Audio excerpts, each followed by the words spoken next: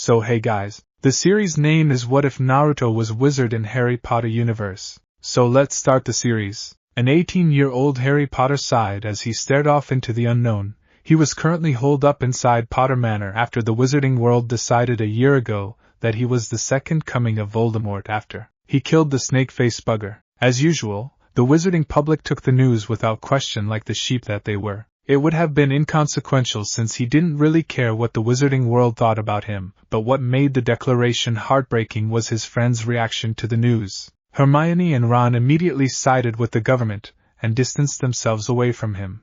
The Weasleys informed him that he was no longer welcome and should never grace their doorstep again. The only exception was the Weasley twins, who didn't believe that he was the next Dark Lord that the Wizarding World portrayed him to be. The prankster duo kept him updated of any news concerning him so he would be prepared in case things hit the fan. Harry smiled grimly when his thoughts strayed to the actions of the Ministry after declaring that he was a Dark Lord. Minister Scrimgeour decided that he wasn't fit to be a Potter since he was going dark, so the former or now minister declared that all of his assets would be confiscated and added to the Ministry coffers. Thankfully, the goblins were on his side and informed him immediately of this plan, and taking stringent measures to protect him and his wealth. Speaking of wealth, Harry found out right there and then that he was a very wealthy young man, having no idea as to what his family name entailed. The goblins painstakingly gave him in-depth information of the Potters' standing in the Wizarding World, their abundant wealth, and of course, his lineage. He found out that the Potters were a direct descendant of Godric Gryffindor, with him as the only surviving member of the Potter-Gryffindor family.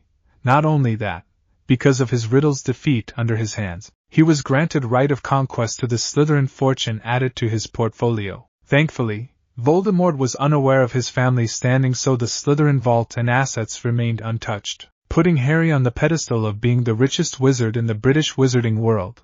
Not that he cared, to be honest, since he lived most of his life in poverty. He didn't crave for anything material unless he really needed it. In order to protect his inheritance, Harry made use of the bloodlock service that the goblins provided, making sure that only he and anyone of his bloodline could open the vaults. All his properties were placed under Fidelius' charm, with him as the sole secret keeper, making all of them inaccessible to anyone greedy enough to attempt confiscation or theft. With his inheritance properly protected, Harry started living in Potter Manor, also under Fidelius' charm, as well as other family protections to safeguard his person. Potter Manor was a welcome haven for Harry to get away from the sheep of the Wizarding World. The mansion-like abode was maintained by a dozen house elves who practically threw a party upon his return. It was there that Harry started to make a life for himself and considered it his second chance at life. Making use of the vast library of the Potter family, Harry decided to properly train his magic since he didn't make the effort to really learn about it while in Hogwarts. He was somewhat ashamed of himself in downplaying his abilities to be accepted by his friends. He instinctively knew before that he needed to dumb himself down in order to make friends, especially with Hermione, who wouldn't want anyone to shine above her knowledge, and Ron, whose studying habits left much to be desired unless it was food or Quidditch. The year of stay in Potter Manor, or more specifically, the Potter Library, was an eye-opener. He started relearning everything in the Hogwarts curriculum and found himself quite talented in magic, since there weren't any need to dumb himself down or to distract himself from properly learning anything he could. He found that he was quite talented in transfiguration, charms, and potions. Thought the latter wasn't on a level of being a master, but he had no problems brewing the most complicated potion available. He couldn't make new recipes to save his life, but brewing existing potions was easy for him without Snape breathing down his neck. He also started working on other branches of magic that he found a fancy in. Like wandless magic, he wasn't a master, but he could cast spells from 1st to 5th year without a wand successfully. Anything above that would either blow up on his face or fail miserably. He chalked it up to inexperience, and promised himself to study harder. Harry also discovered that he liked ancient runes, which eventually led him to branch out to include warding to his study routine. He could cast the basic wards, and the most complicated ones would require a thorough study and practice before he could cast them successfully. Not all of his time in Potter Manor was spent studying, though. The elves noticed his somewhat malnourished state, and immediately placed him on a stringent potion and exercise program to bring his health back up to speed. After a year of pampering and exercise, he was able to reach his peak physical growth. His height now reached an impressive 5 feet 10 inches, not as tall as the tallest of his peers, but it was tall enough to no longer be called scrawny. His malnourished frame was replaced by a swimmer's build, light muscles giving him a well-defined look that would make quite a lot of girls swoon if they ever had the chance to see his physique without his clothes on. Harry was brought out of his musings when Fawkes appeared in all his fiery glory. The former familiar of Albus Dumbledore appeared 6 months ago, while he was practice brewing Veritaserum in the potions laboratory under Potter Manor. Fawkes immediately bonded to him and established a form of communication that involved emotions and mental images. "Hi, Fawkes," Harry greeted his familiar. He noticed that the phoenix had a box grasped in its talons. "What have you got there?" Fawkes didn't say anything, which was nothing new, but pushed the image of Dumbledore putting some stuff inside the box. "From Professor Dumbledore?" asked Harry towards his familiar. Fawkes trilled an affirmative before depositing the box on the table in front of him before flying over to his perch in the corner. Curious, Harry grabbed the box and opened the lid. There were some items inside, but the rolled-up parchment caught his attention. He took it out and opened it, realizing that it was a letter from Dumbledore. He started to read. "Dear Harry, I hoped upon hope that you would never have to read this letter, but if my predictions have come to pass, then Fawkes would be delivering this to you along with the other items that I deemed that you should have. You see, Harry, I know that you would be able to vanquish Voldemort. I have no doubt in my mind that you would be able to piece together the clues I left behind that would enable you to bring down Tom Riddle and free the wizarding world from his control. However, I know how the magical world works, and I have a feeling that magical Britain would not be giving you the life you deserve. If you're reading this letter, then the worst have come to pass, and this would be my last helping hand to give you a better life. There are 2 options available to you now, my boy. The first is to still continue to live your life in the wizarding world and hope that their mistaken view of you would change. If not, then I offer you a change of scenery, so to speak. During my youth, I was able to discover a world much different to our own and kept it secret ever since. It is still part of our world, but it is well hidden that no outsiders could ever penetrate its barriers, forever separating it from the rest of the populace.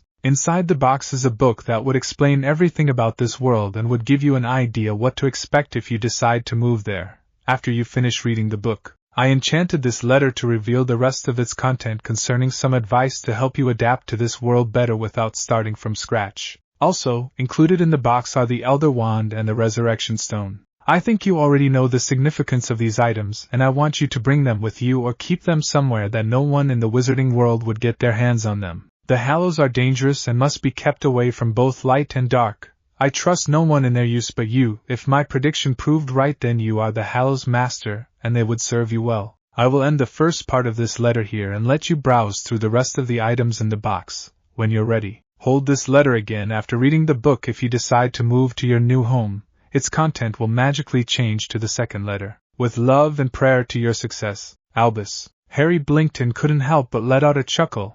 Albus Dumbledore was really the most intelligent of wizards of his time. Not only was the old coot able to predict what would happen, it heartened Harry that the wizard would go to lengths to provide him a good life. He knew that he was groomed by the wizard to take down Voldemort, and he couldn't blame the man of his manipulation. It was the decision of a desperate man, after all. Curious, he placed the letter on the table and checked the other items in the box. He saw the Elder Wand and couldn't help but marvel at its beauty. He took it out of the box, and when his hand made contact, he could feel a powerful surge of magic flow through his veins. He could feel something snap inside his soul, and the power he felt upon holding the most powerful hand on earth. He knew right there and then that the Elder Wand have granted him its allegiance. Sighing, he waved the Elder Wand and conjured a wand holsters for it. He marveled at how easy it was to manipulate his magic through the wand. It would seem that the Elder Wand amplifies any spell cast through it, making it better compared to the rest. He added the usual enchantments, similar to what he did with the holster he wore on his right arm that held his holly and phoenix feather wand. He strapped it on his left arm and placed his new wand inside, flicking his left hand. The Elder Wand appeared in his grasp before willing it to return to its new home. Satisfied, he moved to the next item. He saw the cracked Resurrection Stone but laid it beside the letter since he would never put the spirits of the dead in agony. Calling the spirits to the physical plane through the power of the stone would put them in pain, so he vowed to avoid doing so at all costs. He decided to come up with a way to protect the stone later, since he wasn't in a hurry. The next item he found was a shrunken trunk. He lifted it out and felt the enchantment on it. He placed it on the floor and brought out his holly wand and reversed the shrinking charm it was placed under. Opening the now enlarged trunk, he saw that it was filled with various books on magic. He vowed to read them later since he knew that Dumbledore would never send him mundane books. Closing the trunk, he pulled out the last item inside the box, a book. Harry noticed that it was a thick book in brown leather, the title The Elemental Nations by Albus Dumbledore on its face. Curious, he opened it and started reading. Harry was amazed upon reading the book that Dumbledore advised him to read. It would seem that Dumbledore found an ancient reference to a doorway hidden deep inside the Himalayan mountains. The doorway was a conduit to a dimension parallel to his own, a completely different world working on a whole new set of rules. According to Dumbledore's study of the elemental nations, instead of magical beings, this new world was governed by individuals known as shinobis. Unlike the shinobis portrayed in movies, these shinobis were powerful in their own right, able to use a unique energy known as chakra to accomplish various feats.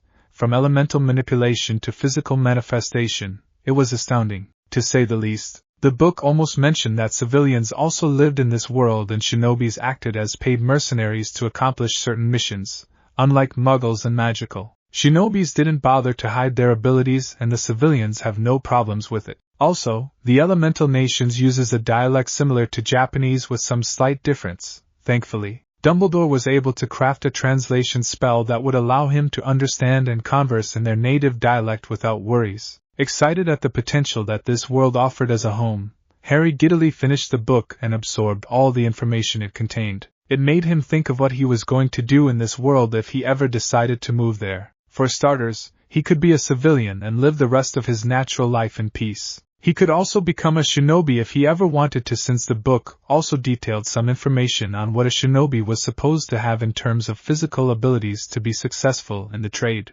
After perusing this section of the book, Harry noticed that he needed to be physically fit, as well as gaining access to chakra if he ever wanted to be one. He knew that he could duplicate the feat using magic since it was much superior to what chakra could do. Harry also discovered that the books inside the shrunken trunk were on different topics that described the shinobi lifestyle, from their training program to the various abilities that chakra could perform in and out of the body.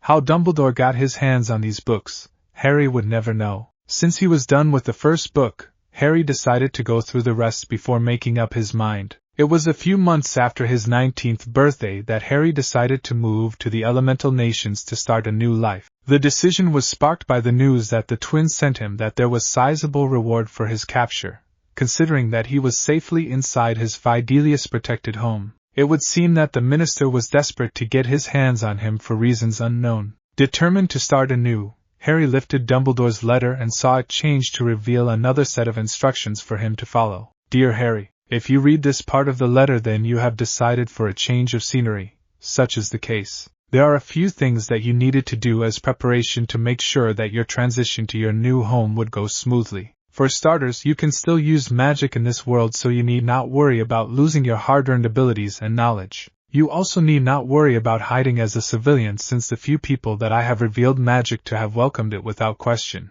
Now let's proceed with the preparations. First, you need to contact Gringotts. Money in the Elemental Nations is vastly different to our own. Instead of the usual galleons, sickles, and nuts, the elemental countries only accepts a unique currency called Rio. If you want to have money, then you need to bring gold bars with you to be converted to the local currency. When I showed a friend of mine in the Elemental Nations a galleon and had it appraised, I was shocked to discover that a galleon to Rio is equivalent to a month's wage. Bring some gold bars with you and have it exchanged in a local bank. You won't be disappointed. Second, I suggest that you bring a house elf with you. Humans need to go through the doorway in order to safely enter the Elemental Nations. However, I noticed that house elves were capable of traversing dimension as long as they are bonded to their master. I accidentally called my house elf Dippy to me, and she appeared without problems. A house elf would give you access to both worlds, so to speak, so if you need anything in our world, then you can just have a house elf get it. Third, pack only the basic essentials, since you can easily buy the necessities when you get there. Last, but certainly not the least, I want you to immediately go to Konoha upon entering the Elemental Nations. Fox can get you there without problems since he knows where it is. Upon arriving to Konoha, register yourself to the gate guards, Chunins if I remember them correctly, and ask them to escort you to the Hokage. You should be introduced to someone by the name of Sarutobi Hiruzen since he was the Hokage at that time. Tell him my name and he will know. If you decide to be a shinobi, then let Sarutobi know since he can help you with tutors to achieve your goal. I hope this helps, my boy, and good luck on your new adventure. Albus. Harry appeared in a burst of flame with Fawkes on his shoulder. He was currently wearing a Muggle attire of jeans and blue shirt, and an overcoat with sleeves up to his wrist to hide both of his wands. He found himself on a road a few miles outside Konoha. Adjusting his backpack to make it more comfortable for traveling, he followed the road while whistling a merry tune with Fawkes trilling in accompaniment. It took an hour for him to arrive at the gates of Konoha alone since Fawkes decided to fly around and check out the sights before meeting with him later. He wasn't in a hurry, and he enjoyed the walk since it had been quite some time since he enjoyed the sight of nature. When he got to the gate, he was stopped by a pair of individuals that Harry immediately recognized as shinobis. Thankfully, Albus had the foresight to include moving pictures of shinobis in his book to recognize them easily on sight. "Halt!" said one of the shinobi guards. "Who are you and what brings you to Konoha?" Harry immediately activated the translation spell he read from Dumbledore's book. "My name is Harry Potter and I come seeking the counsel of the Hokage for the possibility of living in your beautiful village," said Harry as a form of greeting. "Hari Pipoda?" The other guard tried enunciating his name, making Harry grimace at how his name was getting mangled by their language. Just call me Hari for now," he said with a smile, though he inwardly sighed in relief when the guards nodded in agreement, since both of them were having problems with his family name. "All right. Just sign your name on the log and your purpose of visit before you're escorted to the Hokage," said guard while pointing at an open scroll on the table beside the gate. Harry nodded and took the brush while mentally thanking whatever deities were out there for being an experienced painter since pens were not being used here in this world. Dipping it in ink from the bottle beside the scroll, he immediately wrote his name and the purpose of his visit. One of the guards inspected his work before nodding. A masked shinobi appeared and escorted him to the Hokage Tower. It was a 30-minute walk since he was a civilian and Harry could feel the anxiety of his escort for being slow. He could easily tell the ANBU that he could apparate to get there faster, but he decided to keep his magic hidden for now. During their walk to the tower, Harry reviewed the information he read from the book about the customs of the elemental nations so he wouldn't accidentally insult the locals. He likened their custom to Japanese since it was very similar. When they got to the tower, Harry immediately addressed his escort. "Thank you for escorting me, Shinobi-san," Harry said with a bow, surprising his guard who nodded before disappearing in a swirl of leaves. The wizard chalked it up to shinobi skills and vowed to research it later. After talking to the secretary, Harry had to wait since the Hokage was in an appointment. It was an hour later that the secretary ushered him to the office where an old man wearing a weird hat was busy reading various documents on his table. "Thank you for having time to seeing me, Hokage-sama," said Harry with a bow. "No problem. May I know your name and your purpose of coming here to Konoha?" asked the Hokage with a smile. "My name is Harry Potter, though I think we need to come up with a new name since not many in your world could enunciate it properly. Well, before we go into that, I was instructed to come here by my master to see Sarutobi Hiruzen." The Hokage nodded with a smile, though there was a curious gleam in his eyes when he mentioned your world before beckoning for Harry to sit. "I am Sarutobi Hiruzen and I am the Hokage. So who is this master of yours?" he inquired curiously. "His name is Albus Dumbledore," Harry replied immediately. Sarutobi's face turned to shock before a smile made his way to his face. "Oh, Albus-san, I remember him. How is he?" Harry gave the Hokage a sad look. "He died a few years ago." Sarutobi's face mirrored Harry. "I see. I met him during my youth a few weeks after I became the Hokage and told me about his circumstances and interviewed me concerning the elemental nations since he is not from this world. I take it you're magical then?" "Yes, I am," Harry said with a nod. "He was the head of the magic school I attended before I graduated." "I see, so Harry grimaced when his name was being mangled, again which Sarutobi noticed. "What brings you here?" Deciding to go with the truth since he really wanted to start a new life here, Harry explained everything to the aged leader about his circumstances, starting from his life with the Dursleys, the war with Voldemort, his studies at Hogwarts, the Horcrux hunt, and his life in Wizarding Britain after the fall of the Dark Lord. The Hokage's face was a cacophony of emotions as he went through his tale before ending in a look of understanding which made Harry inwardly sigh in relief. "Quite a life you went through, my boy, and I can see in your eyes the glint of a warrior. You have gone through much, and I can safely say that you became a great person because of it. I have no problems letting you live in Konoha and welcome you with open arms.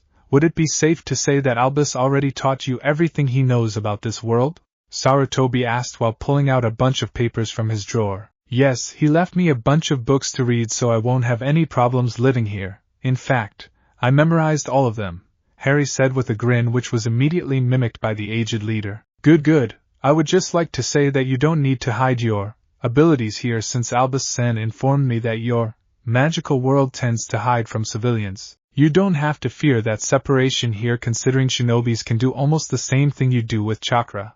Are you going to be a civilian, or are you interested in becoming a shinobi? Your abilities would be of great help to the village. To be honest, I'm still not sure. I need to acquaint myself with chakra and shinobis in general since Professor Dumbledore's books didn't really go into detail. Only a general summary. I can start off as a civilian then decide later if that's alright. I have no problem with that. In fact, I have an idea that would be of great benefit to you during your stay here in Konoha and to get your abilities recognized by the village. But first, you need to fill up these forms before we can proceed, said the Hokage while pushing a stack of papers to Harry, who eyed it with trepidation. That's a lot of paper. Yes, I know, Sarutobi said smugly. Harry raised an eyebrow and flicked out his holly wand, which made Sarutobi eye it with interest, grabbing the first form at the top of the stack. He tapped it with his wand and watched the information being filled out on its designated place. Sarutobi watched all this in fascination, as well as some jealousy. It was Harry's turn to give the aged leader a smug look. Sarutobi grabbed the document, and saw the information there and raised an eyebrow. I see that you decided to change your name, Mahora Hari? He asked curiously. Hari nodded with a smile. Yes, since my name has been mangled many times by your guards, I thought up a new name for myself since I am starting a new life here. Mahora instead of Potter, since Meho is the equivalent of magic in your language. Hari is a play of my real name, explained Hari with a grin. I see, Sarutobi said with a nod while checking out the information on the documents. Considering that you have a unique ability that would contribute much to the village, what is your reaction if I suggest that you start a clan here in Konoha? A clan? Hari asked curiously. Yes, you see, in this village, there are people who have unique abilities that we call Kekkei Genkai or bloodline limit, and those who are given a clan status. For example, the Nara clan has the ability to use shadow techniques, the Abdurian clan for their use of bugs in battle, and so on. From what Albus told me, magic can be passed on to your children, so it would be qualified as a Kekkei Genkai. Such is the case. It would be prudent for you to start your own clan here in Konoha and the privileges it can give you. Interesting, said Hari. What privileges does being clan have? For starters, all information concerning your abilities is a secret to the rest of the populace. In other words, no one can force you to reveal them if you don't want to. Second, a clan head have a seat in our government as long as you have a thorough knowledge of our laws. Also, as a clan, you are given a plot of land where you can start your own family and is considered private grounds that no one can enter without your explicit permission. I can provide you with books detailing the responsibilities of a clan head if you wish to push through with this idea. Hari thought about it for a few seconds before nodding his head in agreement. I agree with your suggestion, Hokage-sama. In fact, that would make my life in the village a whole lot easier. Would it be safe to say that being a clan requires me to contribute to the village as a whole? You assume correctly, Mahora-san, said Sarutobi with a smile, surprising Hari at aged man's respect towards him, as well as the use of his new family name. It is up to you in regards to what you can contribute to the village. I don't think I can give much in terms of magic since I can safely say that I am the only one here that can use magic. I can offer to teach those who display the ability if one ever turns up. I can also make some potions to be used by the public, but it needs to be regulated since some of them are quite dangerous. Potions? Sarutobi asked curiously. Hari nodded. He might as well as show the Hokage what he was capable of. He studied Sarutobi for a bit, deciding what potion to use, until an idea flitted through his head. Grinning, he pulled out a shrunken trunk from his backpack and set it on the floor. He tapped it with his wand to reverse the enchantment, making the Hokage's eyes widen at the display of magic in front of him. Rummaging around the various vials inside the trunk, he pulled out 2 potions. These 2 potions were unique and were considered lost to the wizarding world. In fact, the recipes of these potions were only found in the Potter Library, which was 10 times larger than those found at Hogwarts. Potions are a very common element in the wizarding world, Hokage-sama. There is practically a potion for every scenario ranging from healing to poison. These 2 potions are unique to to the Potter clan. Or if you want to be technical, the Mihora clan. The recipes for these 2 are considered lost and only found in my library," said Hari with a grin as he placed the potions on the Hokage's desk. Sarutobi studied the 2 potion vials in front of him. One was pure white while the other was blue. "What do these potions do, Hari?" he asked curiously. Hari smiled at the way the old man addressed him, not as a subordinate, but as a friend. He made the right decision in showing these potions to him. These 2 potions work together. The white potion is called an age reversal potion. The amount of potion in that vial is enough to de-age a person 10 years of his life. The blue potion is called a permanence potion, and any potion drank before it would make the effect permanent. For example, if you drink the white potion followed by the blue potion, you will be de-aged 10 years permanently. However, there is a limit. The age reversal potion may only be administered twice until it would become poisonous to the human body, and not all effects are applicable to the permanence potion. Why don't you give them a try, Hokage-sama? I'm sure you'll like the results. Sarutobi looked at Hari with a mix of both curiosity and excitement before a frown marred his face. "I hope you understand that I couldn't drink these potions, Hari. I trust you, but as a shinobi, I am automatically wary of anything." Hari nodded, agreeing with the Hokage's admission since he was in the same shoe. "Are you familiar with a wizard's oath, Hokage-sama?" "Yes. Albus explained to me and even used that once when I asked him to promise me not to divulge any information of the elemental nations to those he doesn't trust." Harry nodded before raising his holly wand. "I, Harry James Potter, now known as Mihora Hari, swear on my life and magic that these potions would never hurt or cause negative effects to one Hiruzen Sarutobi when drank. So I say, so mote it be," he intoned, making him glow a bit, signifying the activation of the oath. He raised his wand and cast a light spell which flooded the room. "As you can see, I still have my magic, so I have not lied to you that these 2 potions will not be causing you any harm," he said before canceling the spell. Sarutobi nodded and drank the white potion first. The effect was instantaneous. Some of the wrinkles on the Hokage's face disappeared, and some of his hair turned brown, though there was still a lot of white there considering his age. "Amazing, I feel a bit young. Well, not that young, but spear compared to before. This is astounding, Hari, so I should drink the blue potion now?" After getting a nod, he immediately drank said potion, making him glow blue a bit before dying down. "So I'm now 51 years old?" Hari fired a spell at Sarutobi, making him glow pink. "Well, 51 years, 8 months, and 11 days, he said with a smile, before summoning another set of the 2 potions and setting it on the table. "I suggest that you drink these 2 after 48 hours to de-age yourself to 41. Consider it as a gift." Sarutobi nodded with a smile before taking the potions and placing it into one of his hidden pockets. "So what other potions do you have with you right now?" "I have the basic, as well as some medical potions." "Why do you ask?" "In order to attest to the validity of these potions, as well as strengthening your position to start a clan here in Konoha, I would invite some of the council as you administer these potions. Besides, it would be better if they can see the immediate benefits of your clan instead of just taking your word for it." "I agree with you there, Hokage-sama," said Hari with a nod before mentally taking stock of the potion he had in his trunk. "Let me see, I have a potion that can regrow broken or lost bones, potions that stimulate muscle growth, potions that can help heal major wounds, potions to restore blood. I also have some healing potions to cure nerve damage." "Amazing," Sarutobi breathed out in surprise, crowing in delight at what these potions could do to bolster Konoha's ranks. There were quite a lot of shinobis who retired since they lost an arm or a leg during battle. If these potions work, then there would be 50 or so shinobis that could be redrafted into the ranks. "If it's alright with you, I can set up a meeting with the Shinobi Council in 2 hours at the hospital where you will administer these potions to some of the patients there." "I have all the time in the world, Hokage-sama," said Hari with a smile.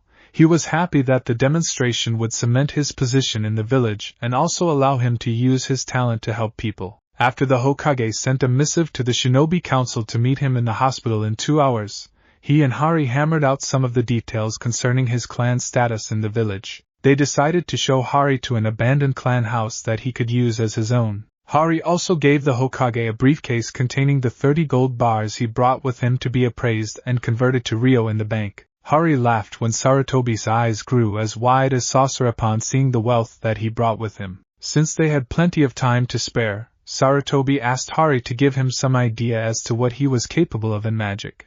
Hari's eyes gleamed when he brought out his wand, wanting to show the shinobi leader what he was really capable of. After shocking the aged leader out of his sandals through various feats of magic, the Sandaime Hokage and Hari made their way to the hospital to meet with the rest of the council for his demonstration to cement his position as a valuable clan in the village. Since Hari was the one who would be administering the potions, the Hokage decided to let the newcomer review the roster of patients in the hospital and pick a few that would take advantage of his unique treatment. When they got there, Hari was immediately introduced to the shinobi side of the council, namely Nara Shikaku, Yamanaka Inoichi, Akimichi Chuza, Inazuka Tsum, Aburame Shibi, and Hyuga Hayashi. There were a few more that needed to be there, but the Hokage suggested that these ones would be the first since they were the most trustworthy and open to the idea of adding new clans to the village. If he could gain their support, then Hari wouldn't have to worry about his status in the village. After perusing the medical records of various patients in the hospital, Hari decided to treat all those he could since he had plenty of potions in stock and he was well versed in healing spells thanks to his studies in the Potter Library. He could replenish his supply later if need be once he was settled down. The first patient was from the Inazuka clan named Shinji. He was scheduled for arm amputation after getting it almost blown off from a mission. When Hari entered the patient's room, he could see the sad look in the man's eyes, telling him that the man already surrendered to the fact that he wouldn't be a shinobi anymore. After a short greeting, Hari approached the patient while the rest of the council and the Hokage were standing back to observe the process. The young wizard checked the wound and couldn't help but grimace at the sight. The flesh was badly mangled and he could see that the wound was seriously infected that no Muggle treatment could cure. From the looks of it, and the severity of the wound, this needs to be amputated, am I correct? Hari asked the patient, who gave him a resigned nod. Well, not if I can help it, Fox. Everyone was surprised when a beautiful bird appeared in the room in a flash of fire. Seeing their scared and odd looks, Hari decided to introduce his familiar. Everyone, I would like you to meet my familiar, Fox. He is a phoenix and will be helping me in treating Shinji-san here.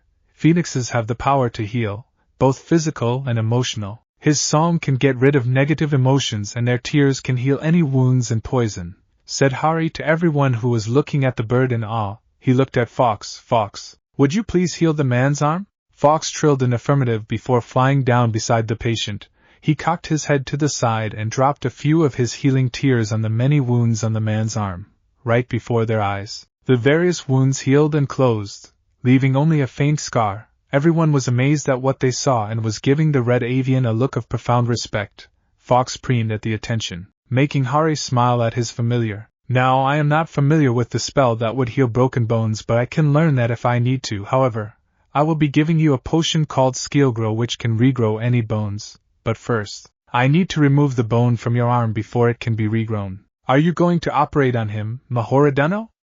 Asked Sim, who was quite happy that his clan member won't be retiring anytime soon.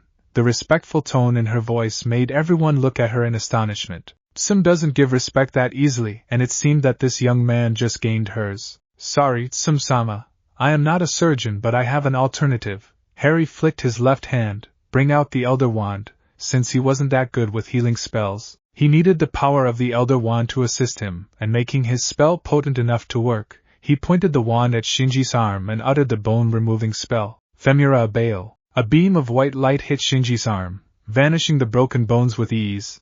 The arm simply flopped on the bed, like jelly. Everyone was looking at it in disbelief. Now, I vanished the bones and you didn't feel any pain since I didn't tamper with the nerves.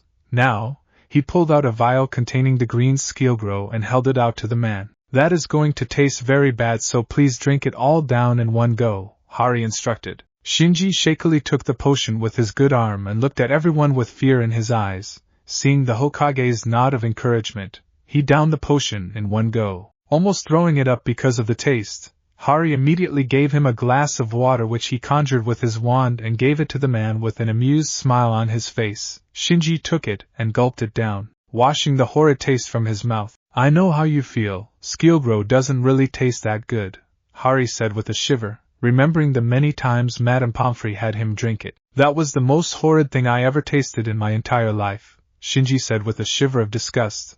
Why is my arm tingling and suddenly becoming painful? It means that the potion is working, and in a matter of 4 hours, your arm will be good as new. Here, drink this. Hari handed him another potion vial which Shinji eyed in fear. Don't be such a baby. This is a pain relief potion and it tastes a whole lot better than Skeelgrow. Shinji sighed and took the potion before gulping it down. He made a face. Tastes weird but it's better than the first one, hey. It's not painful anymore, he declared in amazement. Told you, Hari said smugly, that potion will last until your arm is regrown. I will come back in 4 hours to check on you, alright? Shinji nodded before giving him a respectful bow. Thank you, Mahora-sama, I am forever in your debt, you saved my shinobi career. Hari patted the man on the shoulder and smiled. No need to thank me. I know how it feels to have your dream taken away from you. I'm just happy that I could help and keep that dream alive. Everyone exited Shinji's room and Hari could see the amazed look on the Hokage and the council's face. Hari spent the next hour going through different patients and healing them using his potions, though there were a few that he had to resort to spells since he didn't have the right potion in stock. He vowed to have one of his elves bring him medical books from the Potter Library to read through if he was going to be helping out in the hospital during his free time. When he was finished with the last patient, and was about to go to the Hokage's office to finalize his status as a clan head, an emergency patient came in. The head doctor who was present when Hari healed all the patients came running up to them. Hokage-sama, Mahora-sama, we have a patient that is in need of immediate treatment. Mahora-sama, we need your help, our abilities won't be able to help him, the head doctor begged. Hari immediately nodded to the doctor who led them to an emergency room followed closely by the Hokage and the rest of the Shinobi Council. Hari saw the patient and almost threw up at what he saw. A shinobi was dying from various major wounds. His stomach was cut open and both of his arms were cut off. He was bleeding like hell. Hari was no professional healer, but he knew what he could do to help the man. Fox! Shouted Hari. The phoenix knew what his master wanted, so he immediately flew from Hari's shoulder and down to the patient before crying into the man's many wounds, healing it all up. When Fox was done with the wounds, Hari immediately fired a salvo of diagnostic spells before unleashing a round of healing spells at the man. The result of the first spell was staggering. The man was suffering from blood loss, broken bones, depleted life force, and the loss of 2 arms, and a few concussions here and there. Thankfully, Fox was able to heal the major wounds. Not wasting any time, he commanded the nurses in attendance to prop the man's head so he could administer the potions needed. After a nod from the Hokage and the head doctor, the nurses did as ordered. Hari first fed the man a pain relief potion to help the man relax. When that was done, he gave the man 2 doses of blood replenishing potions to counteract the blood loss. After firing another round of diagnostic spell to check the man's status, he took out 2 vials of Skeelgrow and a vial of muscle regrowth potion before force-feeding it to the man. He was thankful that the patient was unconscious, or he would have thrown up the whole thing out due to the taste. Another spell later determined that the potions were working and the man's condition was stable. He sighed in relief before slumping down on an available chair as the adrenaline left his body. Man, that was close, said Hari with a sigh before downing a pepper-up potion to replenish his lost energy. What happened, Hari? Asked the concerned Hokage as he eyed the sleeping man. It was a good thing that we made it in time. The man was going to die with the injuries he sustained, blood loss, both arms cut, major wounds, internal bleeding, and various broken bones and concussion to the head, not to mention that his life force was dwindling during treatment. Thankfully, Fox was able to heal a majority of the man's wounds and started the regeneration of his energy using his tears. I also administered the correct potions to regrow his arms, muscles and all. He will be fine in 16 hours, give or take a few. I will leave some potions and instructions when he regains consciousness. When he is back to normal, he would need a week of rest before he can go back to his duties, Hari reported before handing some potions to the head doctor, who took it eagerly. The Shinobi Council and the Hokage paled when Hari listed down the injuries. Nothing short of Tsunade's skills could help the man. It was lucky that Hari was around with his spells and potions, or another shinobi of Konoha would have been lost. The result of this display cemented the Shinobi Council's decision in allowing the creation of the Mahora clan into Konoha. If this was what the boy was capable of in a simple demonstration, what more could the boy do? They continued to observe the boy as he instructed the doctor on the use of the potions. Hari and the Hokage stayed in the hospital for another 2 hours, treating some patients while talking about magic in general, and what he could do with it. The Shinobi Council already left, having already learned what they needed to know about him and his abilities. A meeting of the Konoha Council would be called in 2 days' time to discuss the creation of the Mahora clan in Konoha, which made Hari smile in happiness. Before leaving, Hari checked Shinji and saw that the bone in his arm was properly regrown.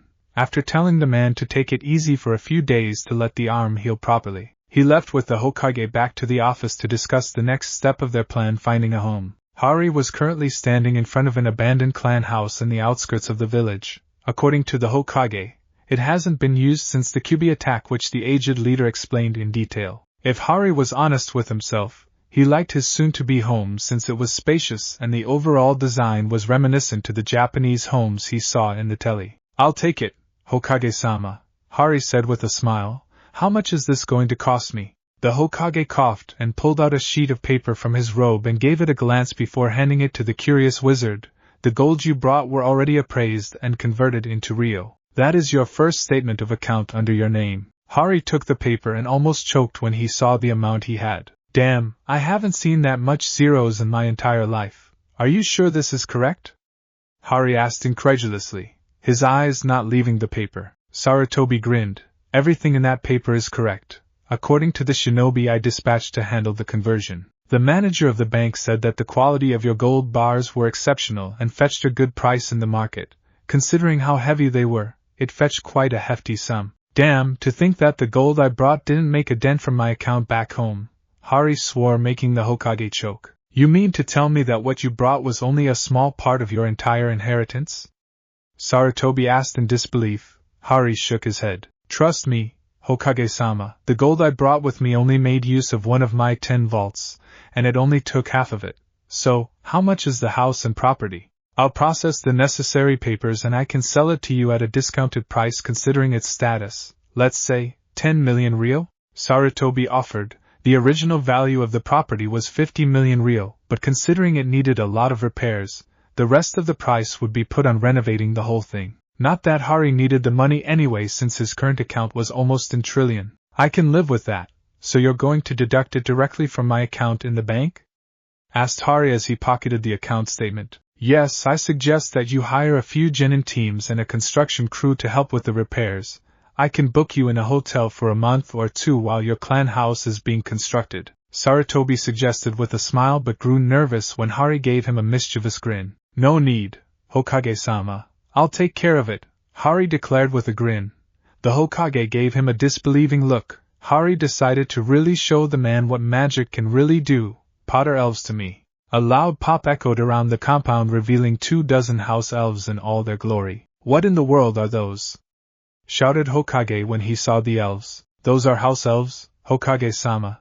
You can say that they're, magical servants, so to speak. Anyway," Hari turned to the elves. "Alright guys, this place will be our new home while I'm here. As you can see, it needs a lot of repairs. Hop to it, boys." A shout of "Yes, Master Potter, Sir," echoed around the abandoned clan house before the elves started working their unique brand of magic on the abandoned home. Sarutobi was shocked when he saw the wrecked house being repaired with his very eyes. He shook his head in disbelief and muttered a kai under his breath, but whatever he did didn't work since he was still seeing the same thing. The elves were repairing the clan compound piece by piece with the snap of their tiny fingers. It was amazing. Hari grinned when he saw the Hokage's stunned expression. "As you can see, the Mahora clan house will be up and running by tomorrow. All I need is the address of shops here in Konoha where I get the necessities and I'm good to go," he said cheerfully. Sarutobi gave Hari a look of disbelief before shaking his head. "Nothing is ever dull around you, Hari.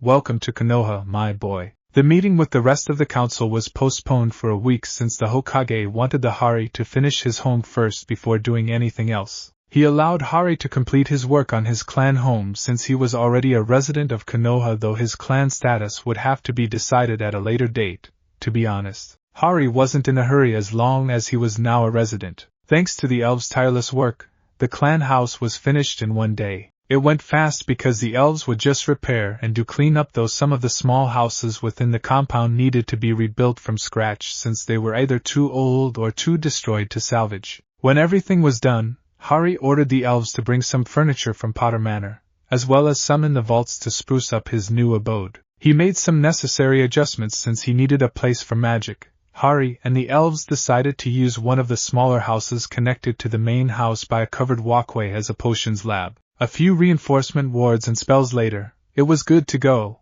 The library had to be expanded since it was too small, and some shelves were brought in from Potter Manor before filling it up. Hari decided to create duplicates of the books to be placed inside his new library since he didn't want the original to leave the Potter estate. Speaking of library, Hari instructed the elves to bring in some books on healing magic, since he wanted to work part-time in the hospital, as well as some books for enchanting since he was already thinking of a way to help his new village improve its military force, and books on battle magic just in case he would join the Konoha shinobi force in the future. Of course, the elves took it upon themselves to man the kitchen, and Hari was shooed out of its creation, though he was informed that food would have to be bought from Wizarding Britain since they don't know many recipes on the various foods served in the village, though Hari vowed to correct that soon by a simple trip to the bookstore or library. His elves were happy at the idea of learning new ways to make food, which Hari found amusing. Finally, Hari spent a day adding wards to the Mahora clan compound.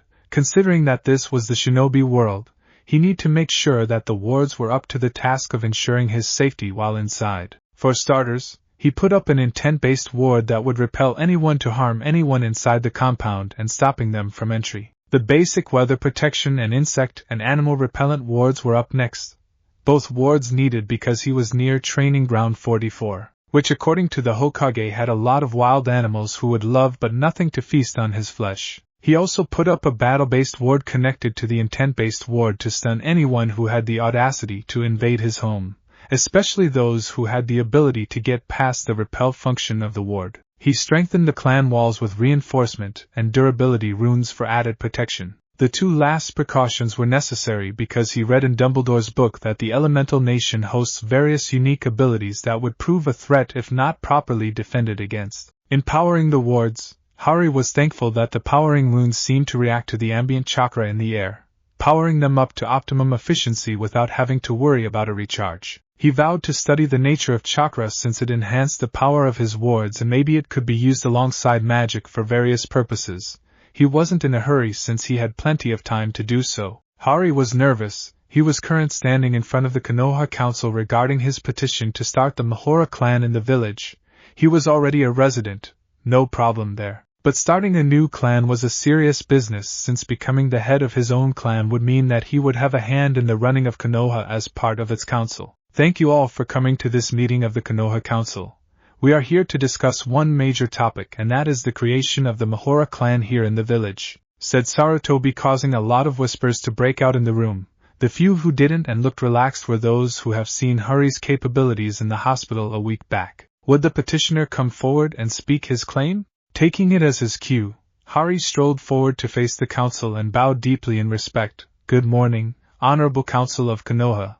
My name is Mahora Hari, a recent addition to your fine village. To the Hokage's suggestion, I would like to request your approval to start up my own clan in the village. We welcome you to our village, Mahora-san, said Hamura with a smile on his face. However, the creation of a clan requires you to possess a bloodline, as well as provide a contribution to the village in terms of both ability and economically. Are you qualified on both counts? Hari nodded, returning the elder's smile. If it pleases the council, I would like to explain the bloodline of my clan, as well as some demonstration to what I can contribute for Konoha as a whole. Hari waited for the council to deliberate towards his request. He didn't wait long since one of the Konoha elders gestured for him to continue with interest shining in their eyes. As my clan name implies, my bloodline is to utilize the force known as magic or Mahu to affect reality.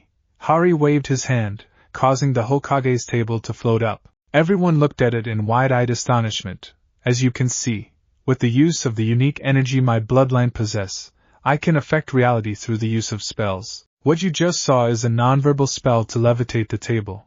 Hari waved his hand again to set the table back on the floor, since further demonstration was required. He started conjuring various items around the room, mostly furniture commonly found in the Gryffindor common room. That is the creation aspect of my bloodline called conjuration. As you can see, I can create anything as long as I know what the object looks like, though there are certain limitations. For example, I cannot create metals due to its unique properties. He started changing the various items in the room to other items to demonstrate his other spells. What I did is another branch of my bloodline called transfiguration. The ability to change one object to another. Again, there are certain limitations, like I cannot change an object to a metallic property, only an imitation of it. In truth, there aren't any limitations to either conjuration or transfiguration, well except for the tampering and creation of gold, silver, and bronze due to their magical properties. If they discovered that he can create gold on the fly, thanks to the Elder Wand, of course, then it would destroy the economy. What they don't know won't hurt anyone, and the Hokage suggested to adding limitations to his bloodline to avoid questions that needed to be avoided. Amazing, said one civilian council member who was giving Hari a speculative look. Hari saw it and made a mental note to avoid the man. He knew the look of greed anywhere since his Uncle Vernon tended to have that look all the time during his many dealings with his clients. Is that all you can do, Mahora-san? Actually, no, said Hari before pulling out a shrunken trunk from his pocket and placing it on the table in front of him. He tapped it using a finger to reverse the charm he placed on it earlier. What you just saw was a spell called a shrinking charm, allowing me to shrink any items to a smaller size for easy transport. All I did was cancel the spell, Hari explained before opening the trunk and pulled out various potions and placed it in full view of everyone in the room. These are what I call potions. A unique branch of my bloodline allowing me to utilize unique ingredients to produce an elixir of sorts to different effects. What do these potions do?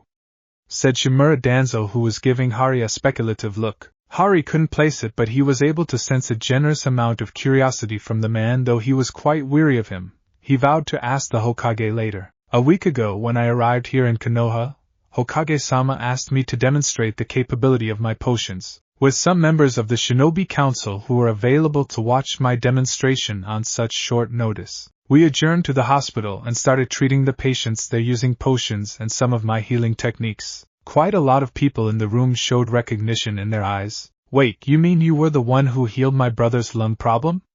Asked one councilman who was giving Hari a look of respect. Lung problem? Asked Hari in confusion before remembering the patient he treated. Oh, you mean Yanagi Kuro, who was suffering from a disease known as tuberculosis. Did I get it right? Correct, Kuro is my younger brother. My name is Ichigo, Yanagi Ichigo. My brother called you a miracle worker since he had suffered for 10 years with his lung problem, and you healed it in a matter of minutes that doctors tried doing for years. You have my thanks, Mahora-sama, said Ichigo with a bow of respect, causing everyone to look at the wizard in shock and amazement. You are most welcome, Yanagi-sama. Like what I told your brother, I was more than happy to help, Hari said with a smile. Are you going to make these wonderful potions of yours available in public, Mahora-dano?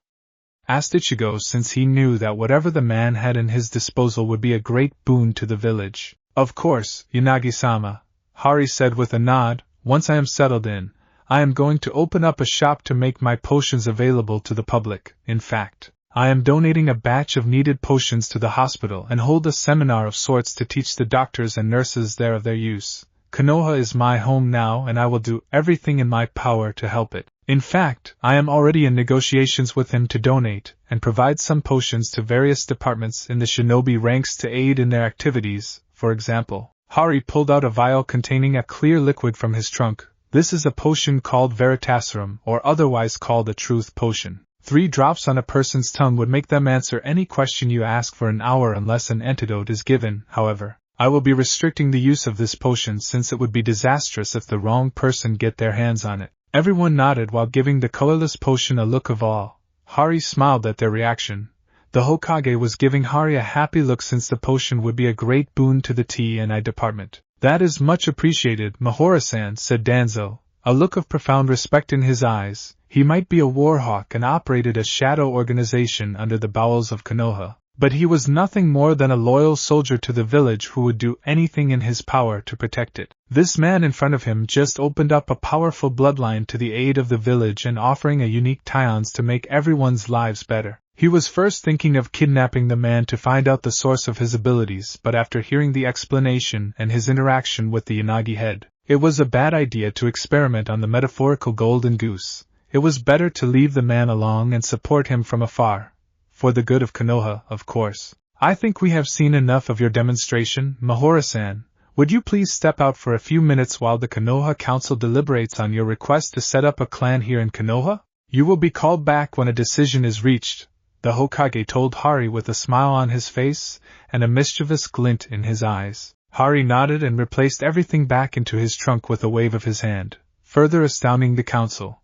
He shrunk the trunk and placed it back on his pocket.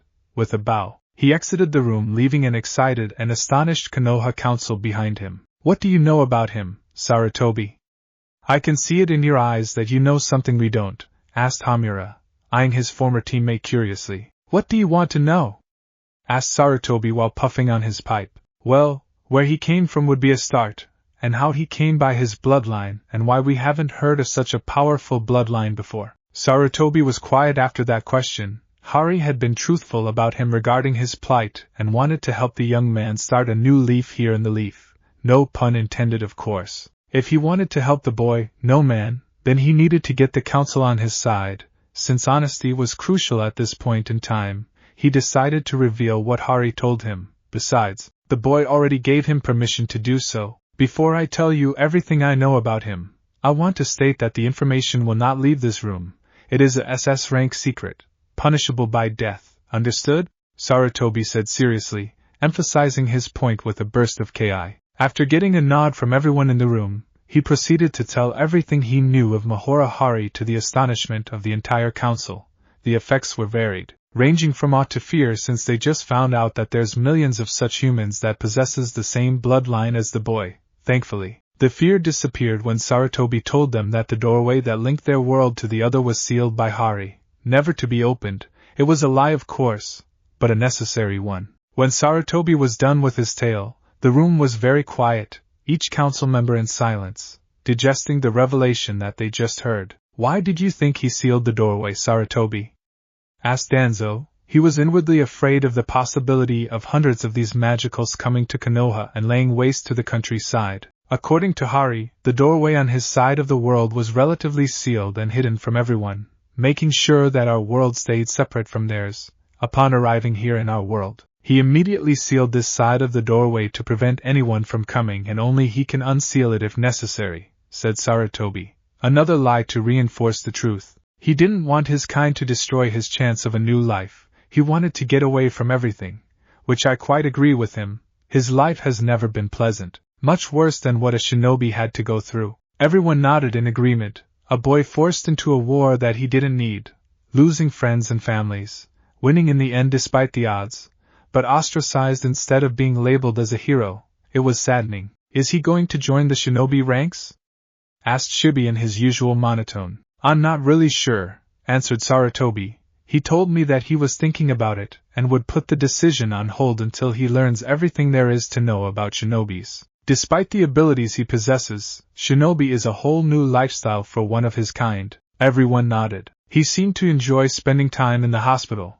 Maybe we can ask him to put his skills there to good use," said Tsum, since she saw firsthand what the boy was capable of. Everyone nodded vigorously at the idea. "That is his decision, though I have a few suggestions in mind if you're all open to it," said Sarutobi, catching everyone's attention. Hook, line, and sinker, he thought with a mental grin. Hari returned to the council chamber after one of the ANBUs informed him that the council has reached a decision concerning his petition. After pleasantries have been exchanged, the Hokage, elected as the voice of the council, started things off. "Mahora Hari, it is a pleasure of the council to inform you that your request to start a clan here in Konoha is granted with our blessing. However, there are some questions and conditions that needed to be answered. Are you willing to hear them out?" Hari nodded, waiting for the Hokage to continue. "Good. Concerning your bloodline, will it be passed on to your sons or daughters?"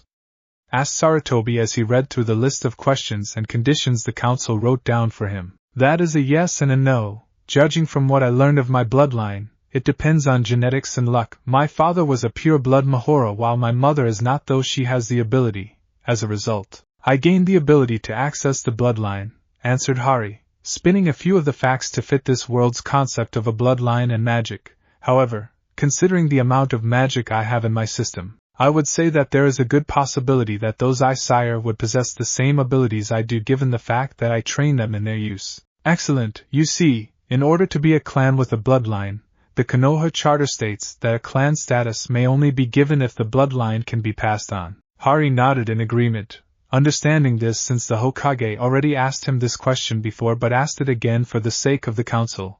He waited for the next question. You mentioned to me before that there is a possibility of some people having similar abilities you have. If such a person does exist, are you willing to teach that person? I will, Hokage-sama, on the stipulation that they will become a part of my clan, since what I will be teaching them can be considered as a clan secret. Sarutobi nodded in agreement, mimicked by the rest of the council. Clan secret was a heavy thing after all.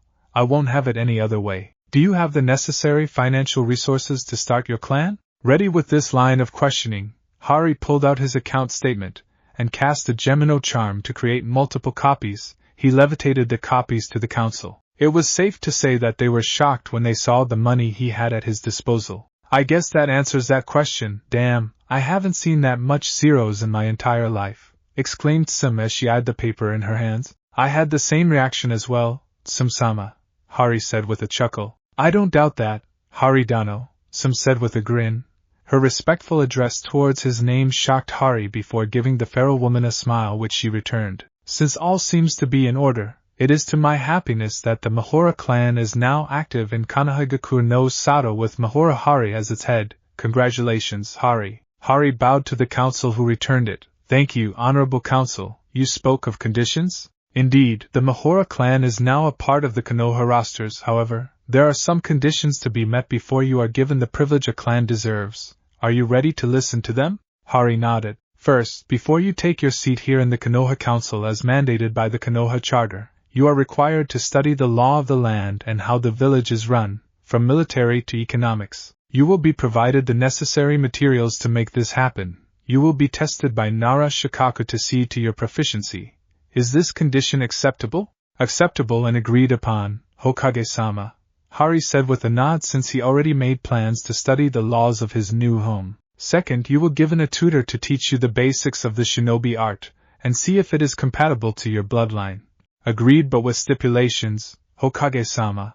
I want to make sure that it is properly scheduled, since I will be undergoing my own study in the nature of chakra. I noticed a positive reaction of my magic to the ambient chakra surrounding my home, and I want to find out everything I can to avoid problems in the future. Everyone nodded in agreement, since they wanted to avoid trouble, especially concerning such a powerful bloodline. Will you share these findings to the council to be added to the Konoha archive? Yes, it is to the benefit of the village after all, though I will withhold information that would give people in-depth secrets to the various abilities of my bloodline outside of the clan. Sarutobi looked at the rest of the council to see their reaction. Everyone nodded, making him inwardly sigh in relief.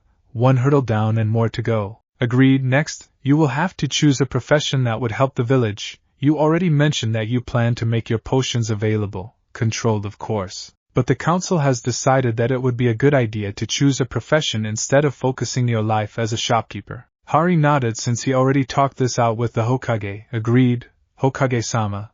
I would be glad to spend 2 days, 4 hours a day, in the hospital to help using my bloodline, in the future. It is quite possible that I would join the shinobi ranks, though that is still being deliberated. Everyone in the council sighed in relief when they heard that, making Hari inwardly chuckle. Agreed. If you do decide to become a shinobi of Konoha, you will be tested to determine your exact rank. Keep in mind that the abilities of your bloodline will not be the only basis of your rank. You need to be more than capable in the shinobi arts to become a shinobi of the village. Hari nodded in agreement, since he was already excited to learn the shinobi arts. Getting a tutor with the blessing of the council was an opportunity that he wouldn't want to pass out on. I understand. I look forward to learning the shinobi arts with the aid of the tutor you will be assigning me. All conditions are mentioned and accounted for. Any questions? Hari and the rest of the council shook their heads in negative. If that is the case, then I would like to welcome the Mahora clan into our ranks. Congratulations. Hari could only beam in happiness. His place in his new home was now secure. It has been a year since the Mahora clan had been set up with the blessing of the Konoha Council.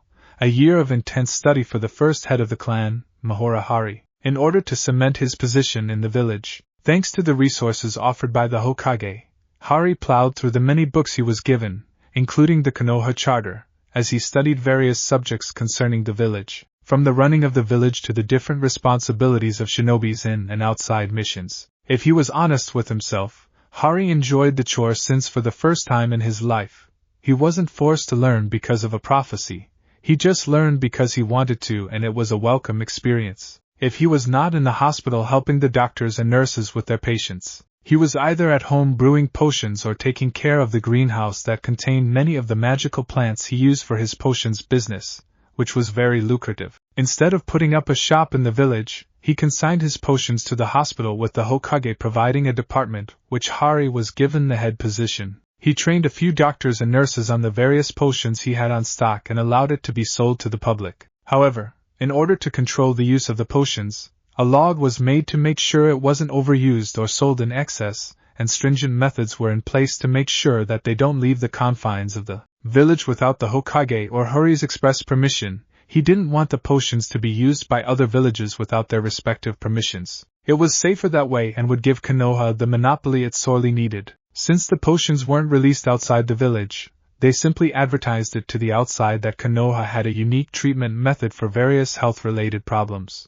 It was a week later after the word was spread out that Konoha Hospital saw to their first batch of patients, around 20 of them in fact, thankfully. The doctors and nurses were thoroughly briefed so Hari didn't have to see to all of them, only the ones that needed his personal touch. Speaking of potions, he also donated a few batches of certain potions to the different departments in the shinobi ranks. For starters, he gave Ibiki and Anko a batch of vertiserum placed inside a charmed box that only the two, Hari and the Hokage, could open as a security feature. He also gave some potions to Anbu that would be a big help on high-profile missions, like polyjuice for a perfect disguise, Pepper Up, since Hari discovered that it can replenish chakra fully without side effects, healing potions, and the likes. Of course, the Hokage would have to give his permission to use these unique supplies to avoid the possibility of his subordinates becoming too dependent on them. It was made available for use only on extreme circumstances and still use them as a last resort if their abilities were found lacking. In regards to the laws of Konoha, Hari already passed his proficiency test given to him by Nara Shikaku, who supervised his education in the subject. In just a span of 6 months, with a lot of thanks to his occlumency training, he plowed through the various laws with ease and answered the questions in similar manner. After 7 months, he took his position as a clan head and a member of the Konoha Council, which Hari found out to be quite boring, but he persevered since his attendance was mandatory. At the prompting of the Hokage, Hari also checked the various students in the Konoha Academy to see if they had the ability to use magic. So far, the test had proven negative, though there were some interesting discoveries that made it worthwhile. For example, even if the students or shinobis didn't have magic in their system to merit the use of spells or magical objects, Hari discovered that chakra was of similar make, that some magical discipline would benefit the practitioner greatly. One such discipline was mind magics, which Hari discovered was similar to the techniques used exclusively by the Yamanaka clan, which resulted in Hari giving them some books on occlumency to allow them to focus their bloodline properly and erect mental shields to protect their own minds while scanning others. Legilimency was out of their league since they didn't have active magic to do passive or active mind probes. Inoichi gratefully accepted the gifts and promised Hari that he would be making occlumency a standard practice of their clan from now on. After mastering it himself, of course. Due to the discipline's capability to improve one's focus, he made the book available to the rest of the shinobi population. Though he omitted a few information that he deemed dangerous, everyone was happy, especially the experienced shinobis, since the discipline made it easy for them to use jutsus and improve their chakra control exponentially. The Konoha Council was even contemplating in adding a subject to their academy curriculum to include occlumency training to improve the students' learning curve. So far, they were still studying the idea since they wanted to make sure that it would help the village and not destroy it from the inside. Hari's lessons in the shinobi arts was going well thanks to his part-time tutor, Yumino Irika, an instructor in the academy, giving him lessons during the weekends within the threshold of his clan compound. After a brief mind probe, Hari found the academy instructor a kind-hearted person bearing no ill will to himself, so he added him to the wards with an open invitation to visit any time. Irika thanked him profusely since the Chunin found a liking to Hari's Western cuisine, which Hari relayed to the elves much to the little Blythe's pleasure. In the shinobi arts, Irika helped Hari unlock his chakra, which was quite easy considering that the wizard had complete control of his mind, body, and magic. Hari discovered that chakra was exactly a counterpart of magic in this world, though with certain limitations and differences. For example, chakra was a combination of physical and mental, spiritual energy. Magic, on the other hand, was purely from the soul, using the body as a conduit. from his studies, chakra had certain characteristics that magic could not replicate. For starters, magic had the ability to prolong one's lifespan by keeping their health at peak efficiency. Chakra also offers the same effect though at a milder rate. Also, chakra could be manipulated to boost a body's physical performance, which magic could not do without the use of spells to merit such an effect. After unlocking his chakra, Hari immediately took advantage of his free time to control it using chakra control exercises. He wasn't interested in learning jutsus since he was well versed in battle magic, which he immediately took to learning since he wanted to be on par to shinobis in case something bad happened that needed his expertise, especially if he joined the shinobi ranks. The wizard/shinobi in training found walking on trees and water to be invigorating. He was also introduced to the resident taijutsu, hand-to-hand combat, expert, Meito guide to help train his body to use chakra, as well as improving his overall physical performance, focusing on speed and strength that the man considered as a must-have for any shinobis.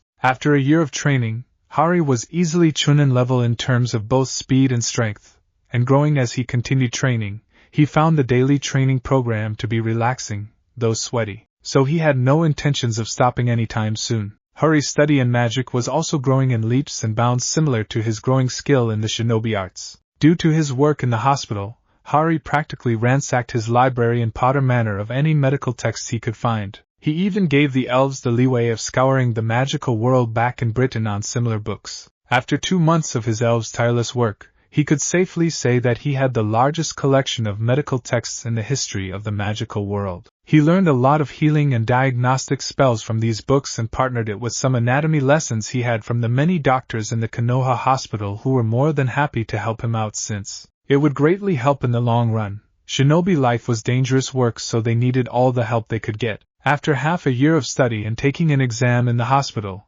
he became a healer of Konohagakure no Sato since he couldn't be called a medic nin since he wasn't a shinobi to begin with. Many of the doctors and shinobi likened his skills on par with Tsunade of the Sannin, the Slug Princess, whose medical prowess was renowned throughout the elemental nations. Hari read about Tsunade in the many books Shikaka gave him and preened himself for being compared to such a historical and talented figure. He made a special point to ignore the fact that Tsunade was a chronic gambler who never won a game in her entire life. Hari also started improving his proficiency in battle magic, though he made a special point in learning elemental spells to fit his status as a resident of the elemental nations. He found out that he had an affinity towards lighting spells, allowing him to cast the most complicated lightning-based magic without the use of his wands. He took to learning these spells like a fish to water and even came up with unique lightning-based attacks by combining his chakra and magic, which had more powerful and destructive results. As a favor to the Hokage, Hari was also given the task of studying the tailed beasts of the elemental nations. At first, he was of pure disbelief in the existence of such powerful beings, but when the Hokage told him the history of such beasts, he became a believer. After explaining the Kyubi attack that happened 8 years ago, Hari accepted the request of studying bijus and their jinchurikis. Having access to the Hokage's library, Hari found out that bijus who were inside their containers were similar to Horcrux, which made him shudder when he made the connection. However, the similarities ended there. From what he learned, jinchurikis had the ability to tap into the power of the bijus they hold, and use it as their own, with limitations since humans weren't designed to handle such power to begin with. In most cases, Hari likened it to a symbiotic relationship. The bijus continued to live safely inside their containers, ensuring that no power-hungry fool would use their powers and the jinchuriki using a portion of their power as payment. For the most part, the bijus would fight with their jinchuriki inside their mind for domination, but seals were in place to ensure that possession wasn't possible. This was made evident when the Hokage informed Hari of Kumo's 2 jinchurikis who had complete control over their bijus. The only exception to this rule was the jinchuriki of the Ichibi no Tanuki of Suna, who was a murdering sycophant despite being a child. Hari didn't know why the Hokage made him study the bijus and jinchurikis, but it was all made clear when he was called to a private meeting with the elders in the Hokage's office. So let me get this straight. Konoha currently has a jinchuriki and it is the jinchuriki of the Kyubi? Hari asked incredulously. He was currently wearing an outfit similar to the Hyuga's. And Hari is wearing an outfit similar to Niji's in the Shippuden arc, though only in blue instead of white. The Hokage nodded. You're correct, Hari. I think I don't need to explain the complexities of jinchurikis and bijus since I asked you to study about them. Hari nodded. Yes, Hokage-sama. However, why tell me this now? He asked curiously. You see, Uzumaki Naruto is the Jinchuriki of the Kyuubi, Sarutobi blurted out with a straight face. Whoa! You mean that blonde kid with whisker-like marks on his cheeks, wearing orange, and loved to prank people? Hari asked incredulously. The side of the Hokage's mouth twitched, the two elders scowled, and Danzo was still as blank-faced as ever. That's the one. How did you know him? Asked Sarutobi curiously. Well, I was walking around the village when he came out of a store as if the hounds of hell were after him. I laughed myself hoarse when I saw the people inside the store in color orange. That kid is a great prankster, said Hari with a chuckle before frowning. Is the Kyuubi the reason why many of the villagers kept glaring at him? Sarutobi nodded sadly. Despite how the Yondaime Hokage wanted Naruto to be seen as a hero for holding the Kyuubi, some of the villagers think of him as the bijou he is holding, which is why I asked you to study Jinchurikis for a favor. So what do you need? Is there a way to determine if the Kyuubi can influence Naruto? I trust the Yondaime's seal, but I wonder if it is possible to use one of your spells to determine if it has an active influence on the boy or not, in order to change the civilian council's mind about the boy. That is a tall order. From what I can determine, a Jinchuriki can communicate with their bijou via mindscape. If that is the case, I can easily do a mind probe to determine if it is trying to possess the boy or not. However, I can only do that if Naruto is directly in contact with the beast. If not, then it is a premature move. Tell me, ever since Kyuubi was sealed inside the boy, has there been any occurrence that gives evidence to the bijou being active? This time, Danzo answered, no, ever since the sealing, there were no signs of the Kyuubi being active since the use of its chakra would announce its presence to every shinobi in the village. However, it was discovered that Naruto gained some abilities from the bijou he holds in his stomach. Oh? What abilities? Hari asked curiously. Regeneration. Danzo answered immediately. Wounds that would take weeks to heal only take a few hours for the boy. Aside from that, the boy has increased stamina and an overly large chakra reserves. Hari winced. Chakra was a combination of physical energy and spiritual energy. If Naruto had large chakra amounts for his age, then his stamina must be through the roof. Ouch. No wonder the boy is always on the run. With stamina like that, keeping still would be a chore. If he ever became a shinobi, then chakra control would be one of his biggest hurdles. Agreed, Sarutobi said with a nod before voicing out his question. So as of now, there is nothing you can do to determine Kyuubi's activity inside Naruto unless the boy came in contact with the beast? For now, Hari said with a nod of agreement. Don't worry. I'll try to find a way to determine it without rousing suspicion. As far as I can tell, it is similar to a spirit possession in my world. I can discreetly hit the boy with a spell if I ever come across him and see if there is an active possession from the bijou. I will report whatever findings I have as soon as I have it. Perfect. Thanks for doing this for us, Hari-kun, said Sarutobi with a grateful smile. Anyway, how are your shinobi studies coming along? Hari grinned. Doing well if I do say so myself. I have mastered my chakra similar to how I control my bloodline. I can do tree walking and water walking with ease, and I can keep it up for hours without problem. I haven't learned any shinobi techniques as of yet except for using chakra to enhance my strength and speed. However, I am compensating the lack of jutsus with battle magic. In fact, I find that I am quite adept in using lightning-based attacks, he boasted with a grin on his face. Oh? Who's teaching you to use chakra physically? Hamura asked curiously, interested in how a teenager could learn the shinobi arts with such ease. He knew that the boy was capable. He just didn't know how much. Mato guy, Hari answered, making everyone wince. What? He's not that bad. You're not serious, Hari, Kohara said with a gasp before shuddering when he remembered the spandex-clad jounin. I don't know how you can stand his quirks. Hari shrugged. Well, all I can say that he is unique. I just ignore his quirks and leave it at that. I just ignore him when he starts prattling about his springtime of youth. Sarutobi gave him a long look before nodding at him in respect. Anyone who can stand Mato guy and his quirks had his respect. Hari was currently in the Hyuga compound after getting an emergency message from Hayashi.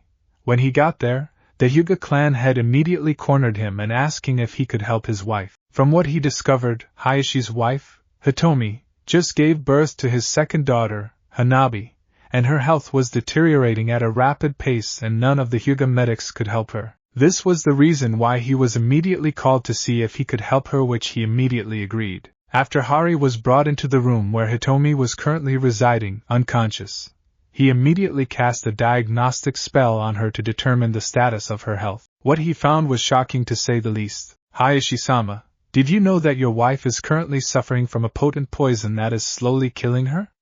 Hari asked the Hyuga clan head. What? How? Hayashi shouted with anger clearly etched on his face. I don't know how, but from what my spells found out, poison is currently destroying her body from the inside, shutting down the major organs. If left untreated, she only has a day or so to live. Can you do anything to help her? Hayashi asked desperately. Hari nodded before reaching into his enchanted satchel that held all his medical supplies and pulled out a bottle containing his stock of Bezoar. This is what I call a Bezoar. It has the effect of neutralizing any poison in this side of the elemental nations. I know this for a fact since I saved quite a number of patients with this little thing. Hari informed him before opening the bottle and pulling out a stone. He walked over to Hitomi and administered the Bezoar orally, using a spell to help her swallow it. After a few minutes, he cast the same diagnostic spell and the result made him smile. Hayashi saw his smile immediately. What happened? Did it work? A concerned Hayashi asked. It's working as we speak. From what I discovered, the Bezoar is counteracting the poison. In an hour or two, it would be completely gone for her system. However, she needs to rest, and I will give you a bunch of healing potions to administer to her for a week to counteract the damage the poison did to her body. Since she was poisoned, I suggest that you restrict access to this room. I'll place a ward around the room to make sure that anyone who intends to do her harm wouldn't be able to get past it. Do I have your permission to do so? You have my permission and my thanks, Mahorodano, Hayashi said with a bow of respect. Hari patted the man on the shoulder.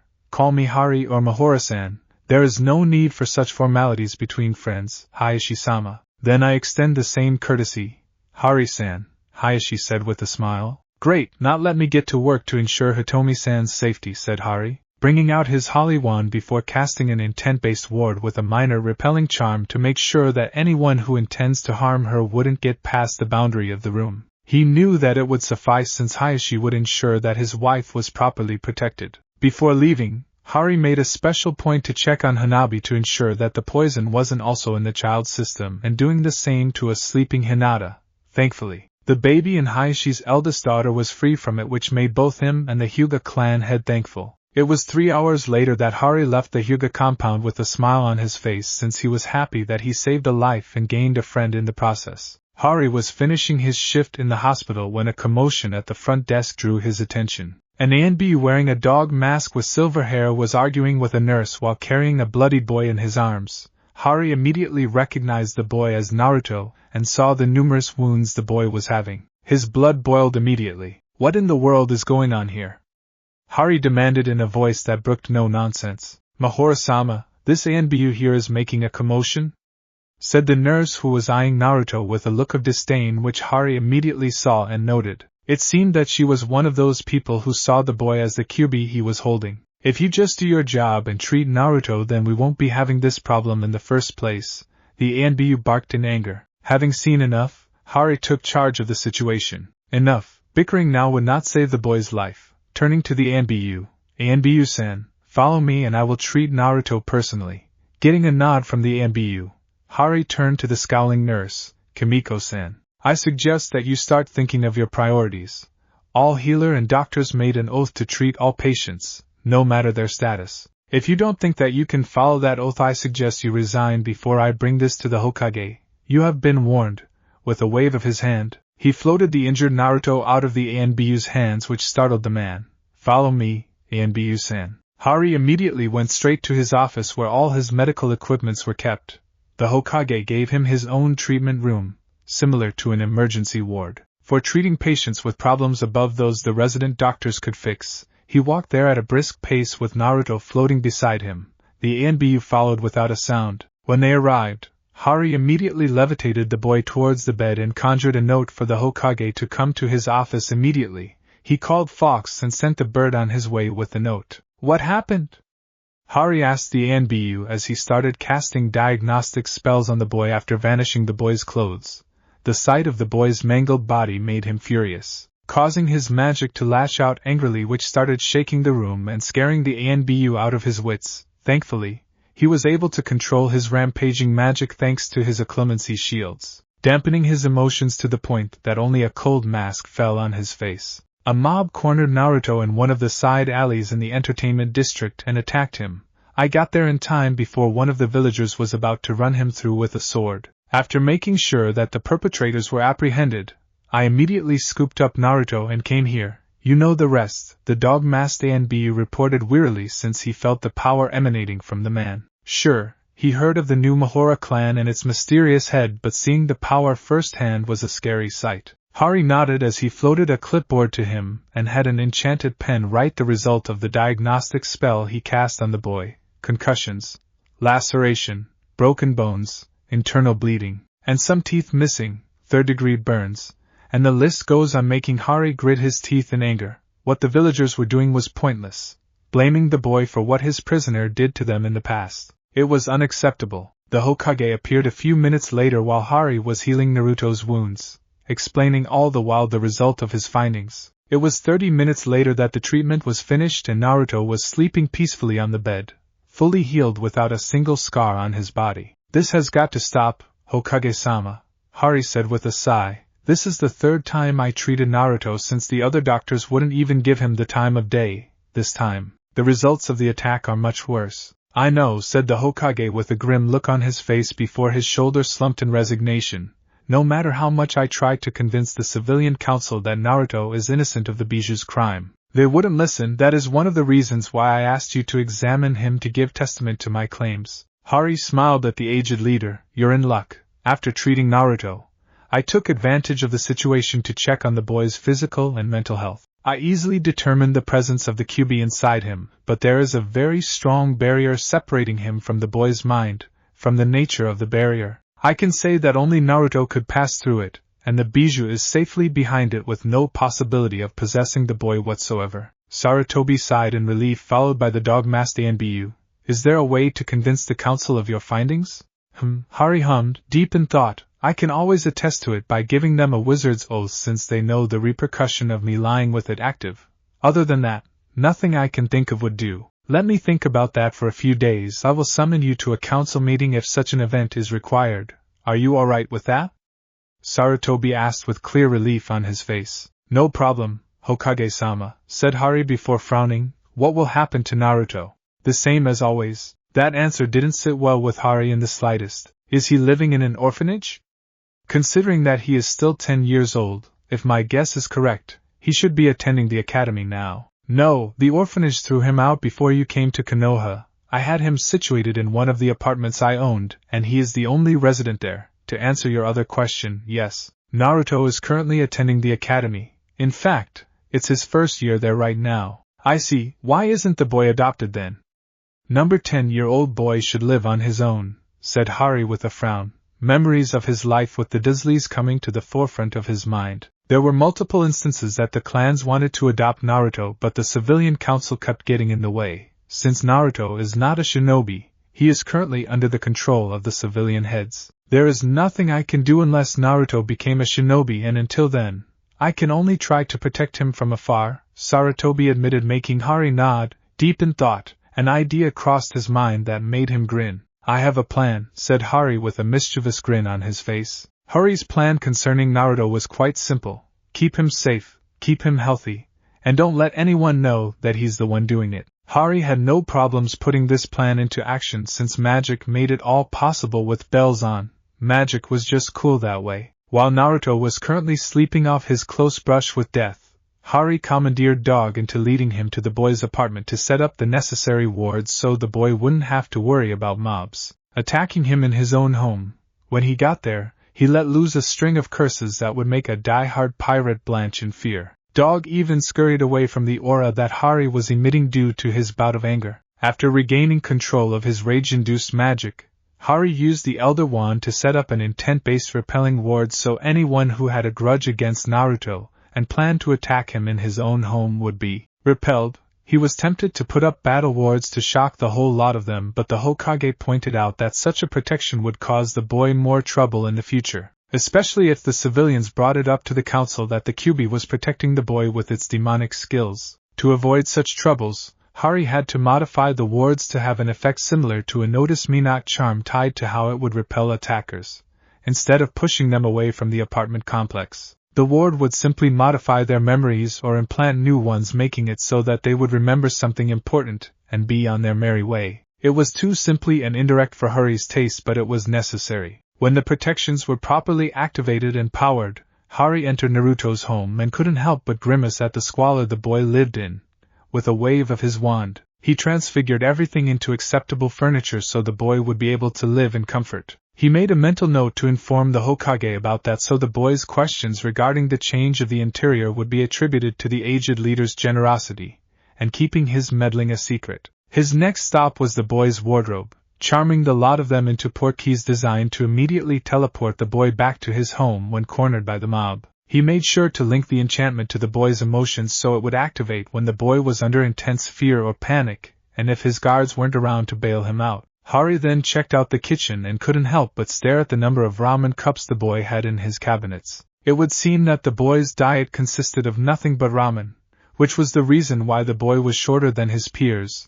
The boy practically lived and breathed ramen, for God's sake. It definitely wasn't health, and it showed. He needed to talk to the Hokage about providing meals for the boy by assigning one of his elves to the task. Besides, his kitchen staff was demanding more work from him that he couldn't provide. To remedy the situation and to make sure that the boy was eating healthy, he commandeered one of his elves to fill up the boy's kitchen with healthy food for a month and take the expense out from the Mahora clan budget. He made a mental note to suggest to the Hokage to delegate someone to teach the boy to cook. If he could cook at 5 years old, then a 10-year-old Naruto would have no problems unless he was lazy. To that effect, he added a few fire safety charms on the kitchen just in case the boy was destructive in the kitchen.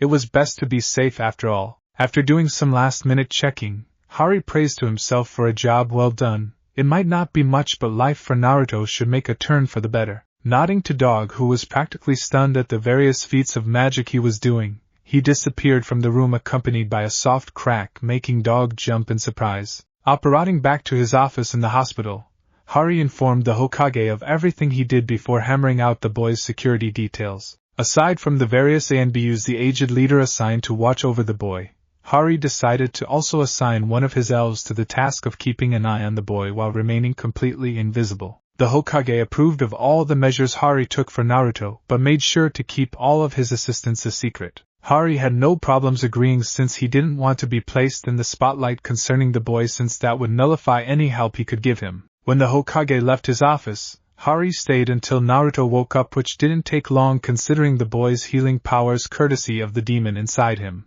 Using a passive mind probe, Hari breathed a sigh of relief since he didn't find any of the Kyuubi's influence, since there was a possibility that the Bijou would try to contact the boy or vice versa, accidentally. Of course, while unconscious. It was a month after the recent attack on Naruto that Hari finally decided to travel since he wanted to see what the elemental nation had to offer.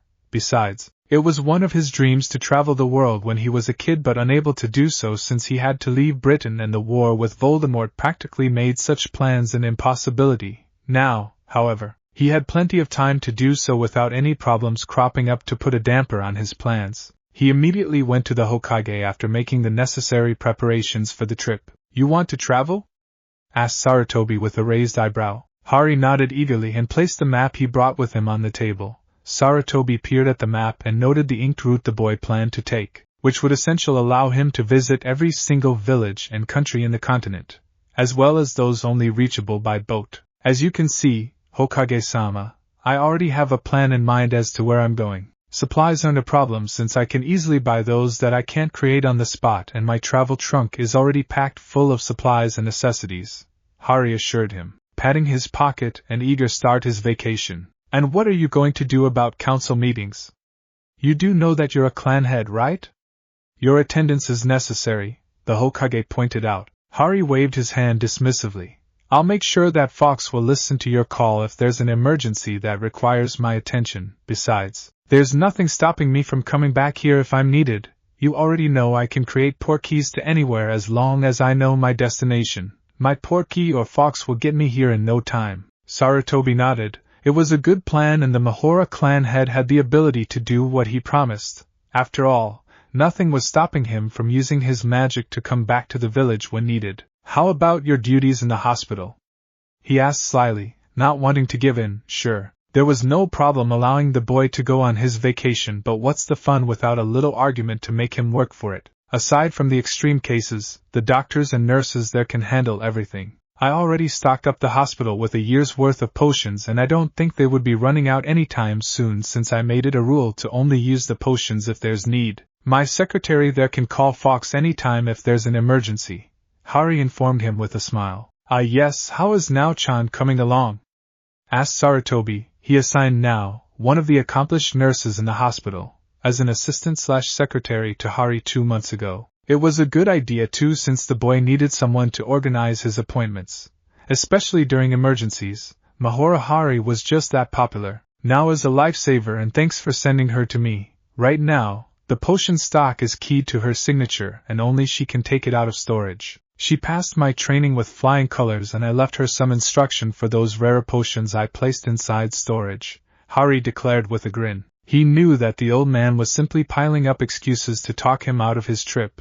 That won't be happening. Not on his watch. "From the looks of it, you didn't leave me any room to maneuver, Hari-kun," Sarutobi chided, making the wizard chuckle. "We've known each other for more than a year, old man. I already know how you think." Hari tapped his head. "It's your fault that you let a Nara teach me to plan ahead." Sarutobi grumbled. "Cheeky brat." Sighing, he opened a drawer and pulled out a scroll. He unrolled it, and signed his name at the end before stamping it with his seal. Double-checking to make sure that everything was in order, he rolled up the scroll and handed it to Hari. "That's your travel pass, good for 1 year. I gave you something similar to a Sanin's traveling rights. Just show it to any village you plan to visit. You won't have any problems with custom or the guards. Keep in mind that I can only give you a year's pass. No more, no less." Hari took the scroll eagerly and gave the Hokage a 2-finger salute. "Thanks a bunch, Hokage-sama. If you'll excuse me, the world awaits," he declared before operating out of the office with a loud crack. Hari had been on the road for 2 months and he loved it. Now he knew why Dumbledore loved to travel so much, since there were just so many things he could learn from different cultures. Aside from the usual bandits and the trips back to Konoha to tackle some affairs back home, his journey was relatively smooth and trouble-free. His first stop was in Tanzakagai, where he indulged himself in a week-long gambling spree, since such an experience never crossed his life. He was forever curious about Las Vegas back in his old world and had always itched to give it a try. It would seem that his luck was in play, since he practically won almost all the games, from slot machines to poker. Especially from a blonde woman with an overly large bust followed by a woman. Hari likened her as an assistant, carrying a pearl-wearing pig. From the way she ranted after the poker game, he cleaned out her entire stash of cash without effort, making him chuckle in amusement. The only drawback to his winning spree was getting kicked out and banned from some of the casinos and gambling dens in the town. Some sore losers even went to the point of sicking their bodyguards on him to steal back the money he won, but he put them all down, either with a stunner or a blast of lightning. When the word got out that he was not to be messed with, there were no more issues from the losers whatsoever. His next stop was Otafukugai, since it was pretty close, only needed an hour to get there without trouble. There was nothing really entertaining in Otafukugai, but he did splurge a bit when some of the clothing shops put on sale high-quality kimonos that he immediately fell in love. The prices were just too cheap to ignore. He made a lot of shopkeepers happy after his 3-day shopping trip. He stayed for a week more since there was a festival going on, and he hadn't experienced many of the games offered by the stalls, so he wanted to try them out to see if he liked them or not.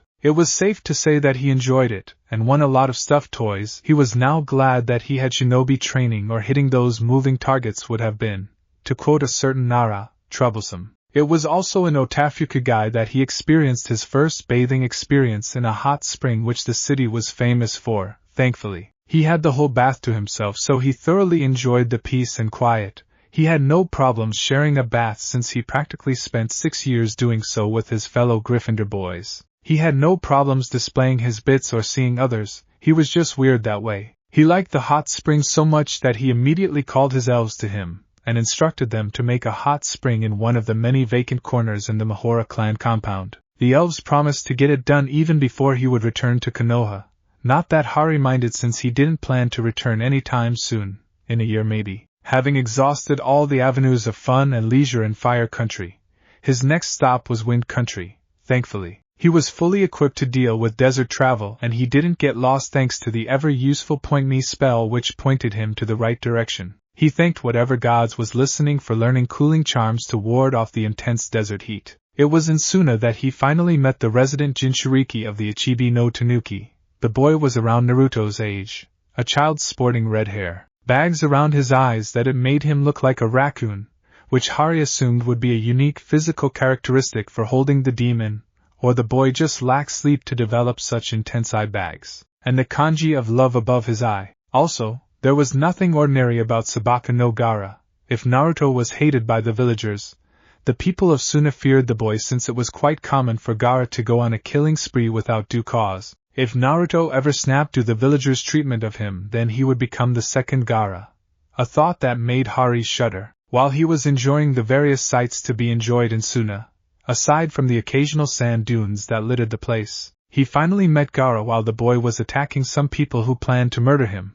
Not that they talked face to face since Hari was somewhat invisible at that time, since he didn't want to get involved with the local police force and sparing the Hokage a headache due to interference. He deftly placed himself under a notice me not charm and observed the boy from afar. A spell later revealed that the seal that kept the bijou inside the boy was very weak, lacking the barrier that separated the demon from its host. Unlike Naruto's seal, the one on Gaara was tweaked to make sure that the demon had full access to the boy's mental faculties. Hari shivered at the potential disaster Gaara could do if the demon decided to unleash its full form. When Hari saw Gaara display some abilities of the bijou, mainly his manipulation of sand, he made a note on his travel journal for study later on since the books he read about Jinchuriki didn't elaborate on their capabilities and quirks. He wondered what other traits Naruto might have gained from holding the Kyuubi aside from healing and stamina. He decided to research on that later, but he knew it was premature since Naruto hadn't met his tenant yet. Hari was annoyed,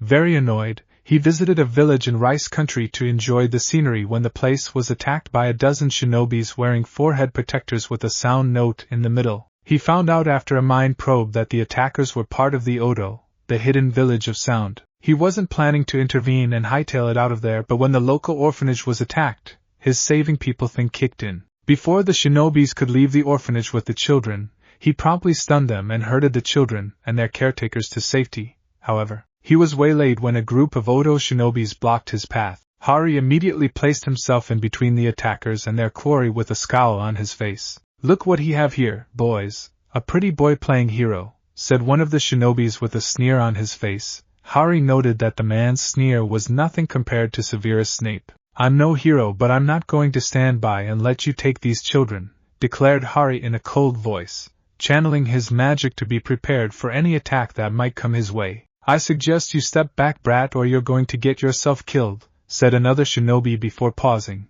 An evil grin appeared on his face. "Belay that. We'll kill you, then take the kids back to Odo for our lord to do as he wish." "I don't think so," said Hari while gathering magic into his hands. He clapped his hand in front of him, causing a wave of lighting to fly out towards the attacking shinobis who barely had enough time to jump out of the way. "What jutsu was that?"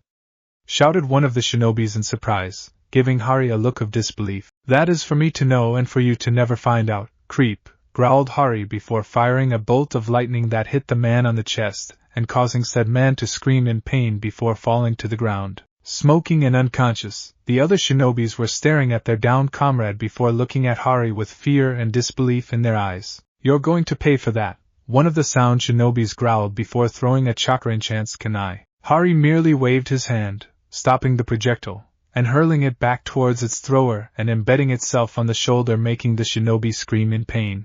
"I think not, boya," said Hari before stunning the man, putting him down for the time being. He didn't bother to heal the wounds since they were the enemies. Well, maybe later if he was in the mood. Since talk was unnecessary, and he was very annoyed that they had the audacity to attack innocents, he simply went full force on the Cretans.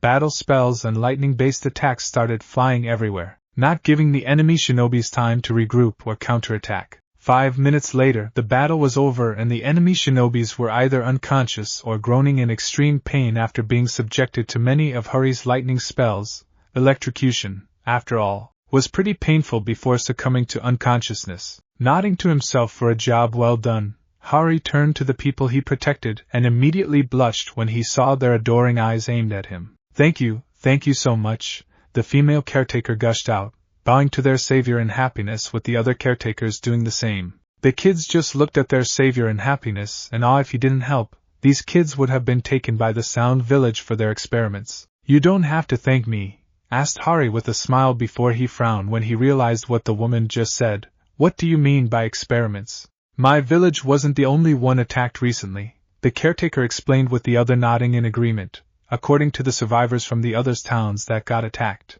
the Sound Village is on a kidnapping spree for their leader to abduct as many people as possible, both children and adults, for their experiments. What?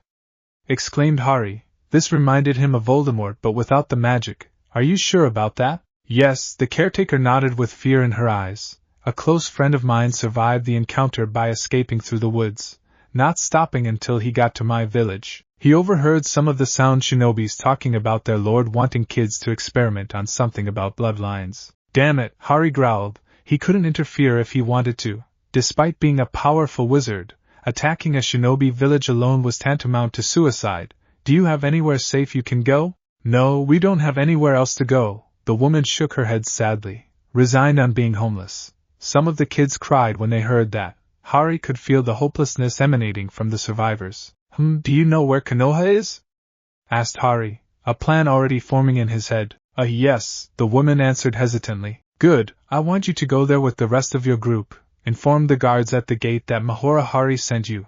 Explain your situation to the Hokage, he'll help you out, said Hari before pulling out a bag of money. He immediately created another pouch and placed half of the amount to the new bag, which Hari estimated to be around 5 million Ryo notes. Before handing it to the wide-eyed woman, here's some money to spend for the trip. Go east from here, there's a town there. Rest up for a day and buy supplies. When you're done, immediately go south to Konoha without stopping. If can hire some protection, then do it. There's plenty of money in the pouch until you can get situated back to Konoha. Tell the Hokage to set you up in a new orphanage and to take the money from the Mahora account, understood? The woman nodded and gave Hari a hug, who immediately blushed at the sudden show of affection. Thank you so much for your generosity, Mahora-sama, the caretaker exclaimed while tightening the hug. No problem, said Hari, starting to get really uncomfortable for being hugged. Just stay safe, alright? I'll make sure to hide your trail so you won't get pursued. The caretaker let go and Hari herded her back to the ground and pointed them to the right direction. When they all left the area, Hari immediately stunned every single shinobi on the ground and piled them together. He grabbed a branch and turned it into a portkey before tossing it to the pile. The shinobis disappeared without a trace. Maybe spending a day or so in the middle of the desert would give them time to set their priorities straight. It was 2 months later that Hari finally got an urgent summons from the Hokage via Fox. He was currently lounging around the beach in Tea Country before making his way to Demon Country by ship in the morning. Raising an eyebrow when he read the missive, the Hokage ordering him to come home immediately, making him sigh before drying himself with a quick charm. He operated back to his hotel room and packed everything into his trunk before shrinking it and placing it inside his kimono outfit. After that chore was done, he bid Fox to take him to the Hokage's office. He appeared in front of the Hokage in a burst of fire, and saw the aged leader currently scowling as he read a document in his hands. Something wrong, Hokage-sama? Hari asked curiously, since he never saw the aged leader this agitated before. Did you know what you just did? The Hokage asked. Confused, Hari didn't know what the Hokage was talking about. No. Hari half-asked, half-answered.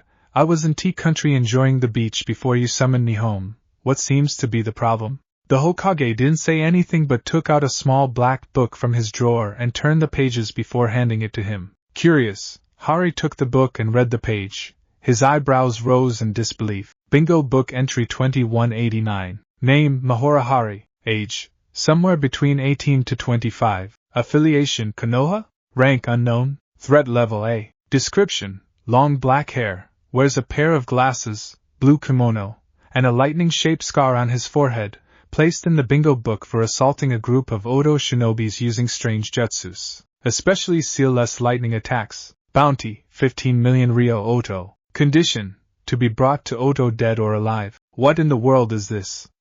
Hari shouted after reading. That, my dear Hari-kun, is a bingo book, where shinobis with bounties on their heads are placed for other shinobis to hunt for money. I would assume that your placement in there was due to your scuffle with the Otonines a few months back and saving an orphanage full of kids and their caretaker, whom by the way are asking for you since you practically saved them, said Sarutobi, adding the last part to drive his point home. Damn, does this mean that I have to cut my trip short?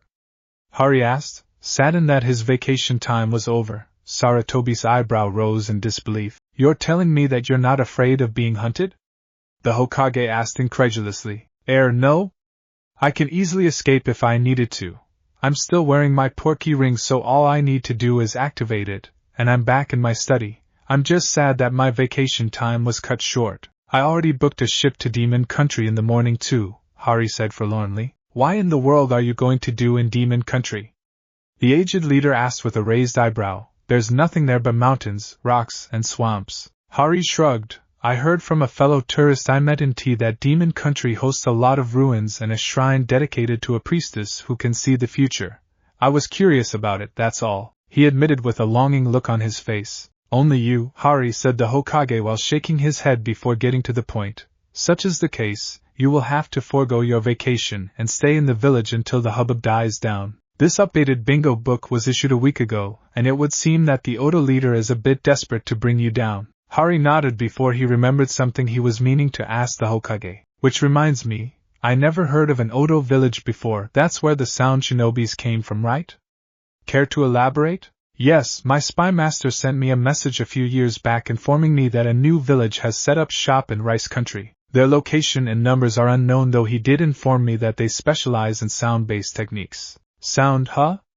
Mused Hari. Interesting choice considering that sound is invisible and would be effective as a shinobi weapon if they know how to do it right. So, when do you think I can return to my vacation? Sarutobi sighed when he saw the hopeful expression on the young wizard's face. If you can assure me that you're safe, then you can go back to what it is you were doing. Don't worry about me, old man, Hari assured him with a grin. I'll keep myself safe, no problem. To set your mind at ease, I promise to return home after Demon Country. I can always plan for another trip in the future if nothing exciting happens. Speaking of which, I think we need to talk about me joining Konoha ranks officially and not simply as a capacity of a medic nin. To be honest, fighting those sound shinobi sparked something in me. I don't know why, but I crave adventure all of a sudden. You consider shinobi life as an adventure? The Hokage deadpanned.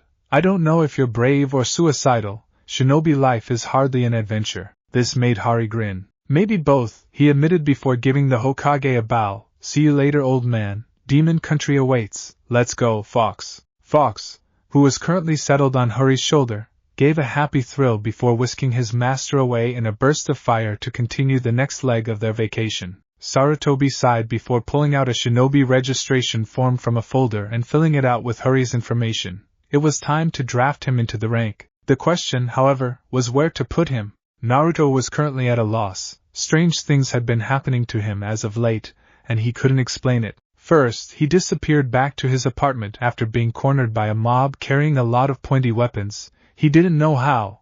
He just did. It was mind-boggling. Second, all the ramen cups he purchased were being replaced by food that he wanted but couldn't buy in the market since the shopkeepers would either throw him out or overcharge their items. He even saw his beloved cup noodles disappear in front of his very eyes to be replaced by a packet of reed-teat crab sticks. It was bizarre. Third, a delicious meal would always appear on his table, and he was sure that no one could get into his home since he kept it locked, even when he already prepared a ramen cup for a meal and ready to eat. Said ramen cup would just disappear and replaced with a scrumptious plate of a complete breakfast. It was scary. Last, but certainly not the least, there were no attacks today despite being his birthday.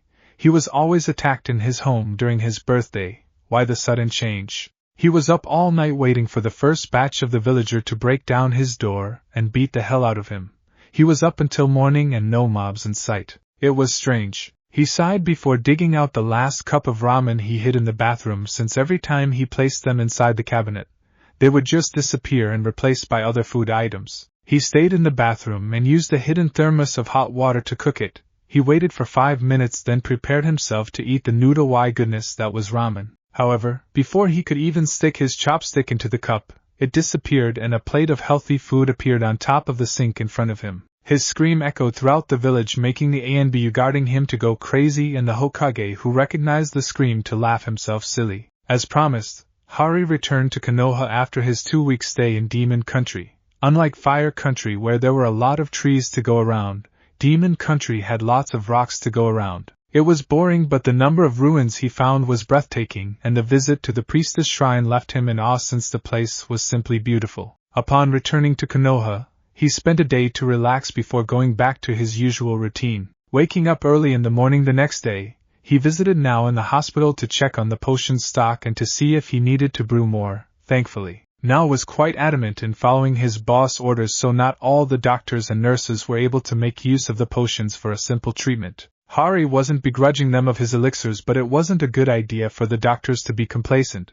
They needed to practice their skills or they wouldn't be at peak efficiency in dealing with their patients. Hari made a special point to give his secretary a raise on the next hospital budget meeting. She was just too good for basic salary. After getting the list of potions used and who used them from now, he went to ANBU headquarters to check on Ibiki to log the stock of Veritaserum he gave them before he left on his vacation. Fortunately, he arrived just in time before Ibiki could send a request for more of the popular interrogation medium. He signed the receipt form from a happy interrogator and promised the man that he would be delivering a fresh stock via Fox later that day, since he still had a lot of Veritaserum in stock back at home. The last stop for the day was the Hokage's office, where he discussed his plan of joining the Shinobi Corps. Considering that he didn't go through the academy, though he already knew what a genin and chunin should know about being a shinobi, the Hokage decided to give him a test, so to speak. His actions during the test would determine his rank. Hari couldn't help but be excited over the whole thing and promised to prepare since his exam would be in 2 days. He couldn't wait. Hari was bored.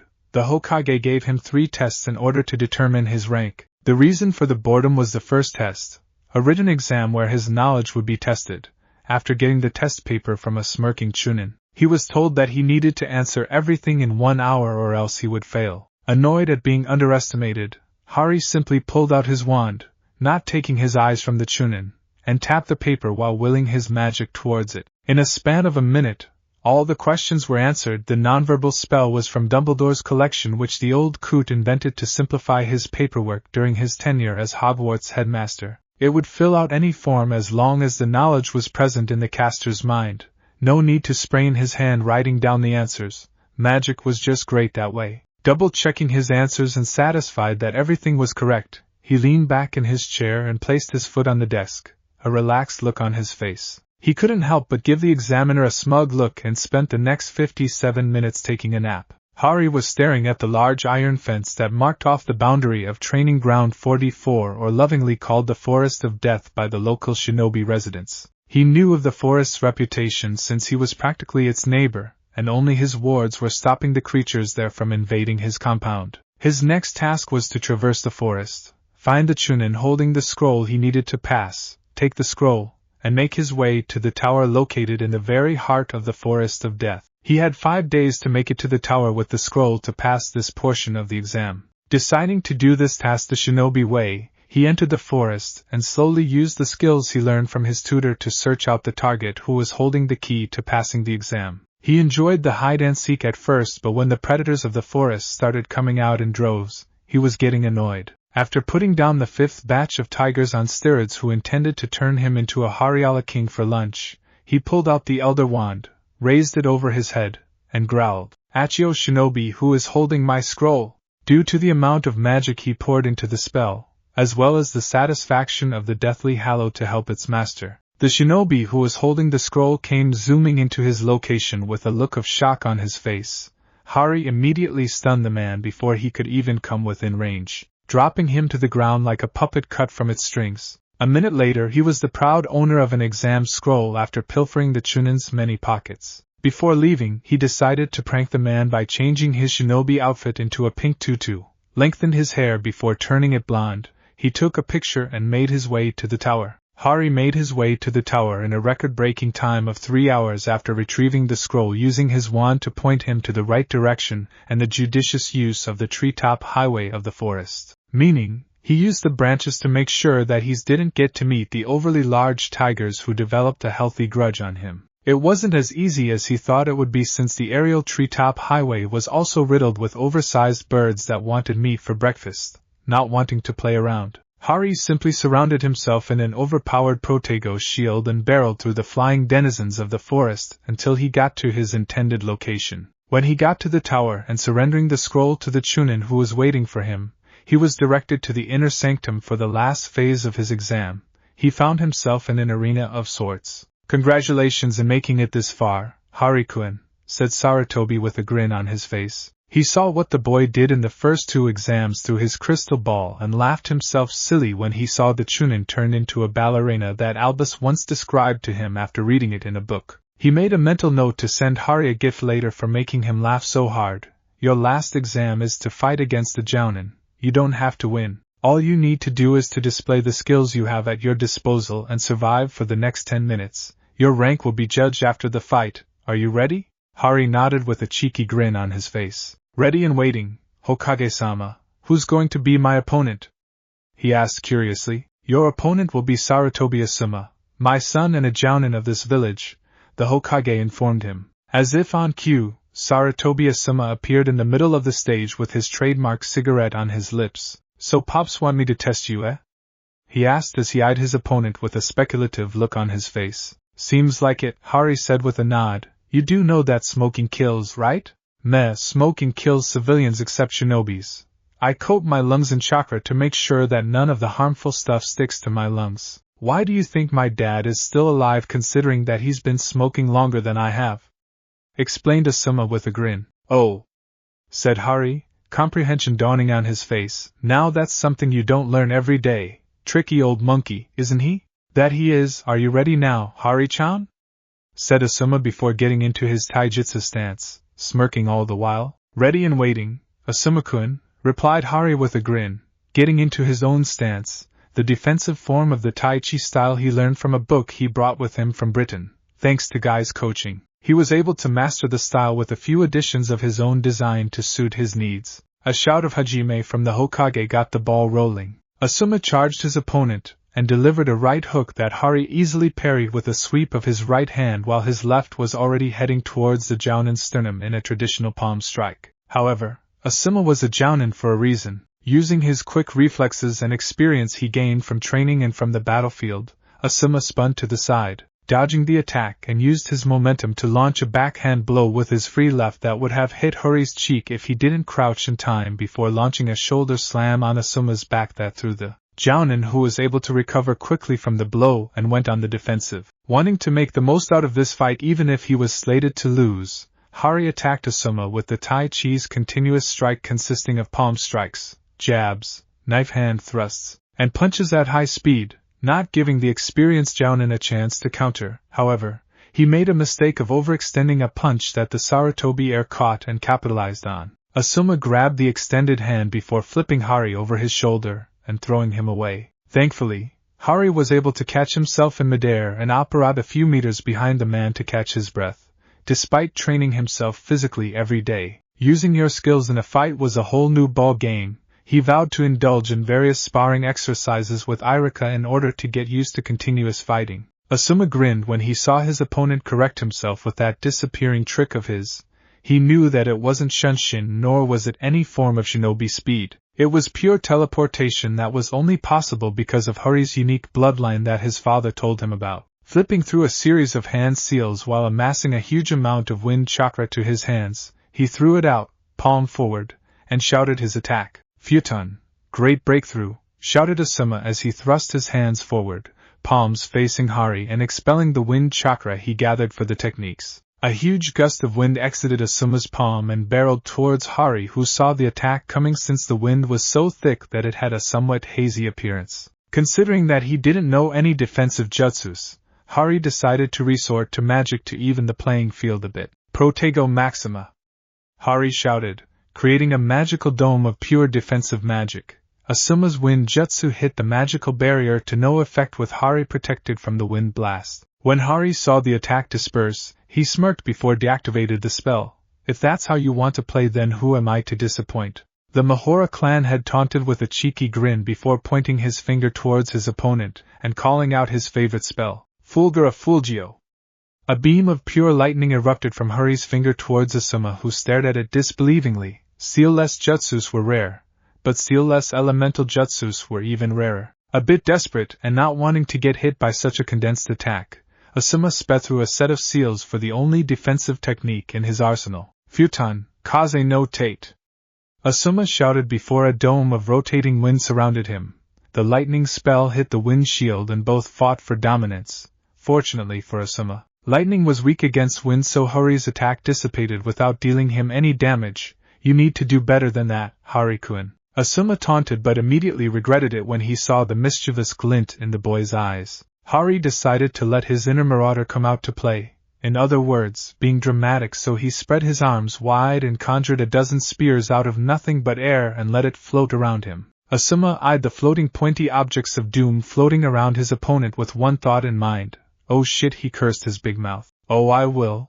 Asuma-kun, I will, Hari said with a smirk before thrusting his arms forward, launching the conjured spears towards the Jounin at amazing speed. One of the spells that Hari could do automatically and easily was telekinesis after reading an obscure book on mind magics from the Potter library that one of his elves found. He practiced it to the point that he could float anything from small rocks to heavy trees with ease. Asuma immediately started dodging, but Hari's next words scared him and made him double his efforts so that he won't be shish kebabbed by the flying spears. Oh, before I forget, did I mention that I can control the flight of my spears? Hari said in a childish voice before using his right hand to guide the flying spears, changing direction in midair to follow Asuma as he continued to run around the room.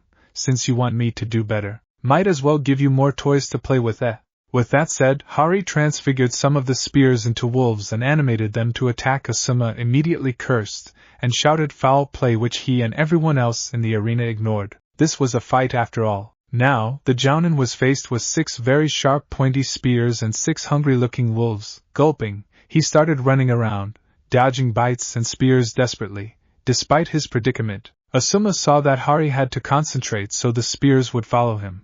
Coming up with a hasty plan, he used the Shunshin to appear directly behind his opponent and launched a kick that would hit the spine. He didn't expect it to hit, but it would be enough to distract his opponent to buy him some time. Hari sensed chakra behind him, so he immediately apparated out just in time before the kick could hit him. He appeared perched on the wall before drawing out his holy wand and vanished the spears, but leaving the wolves to play with his opponent.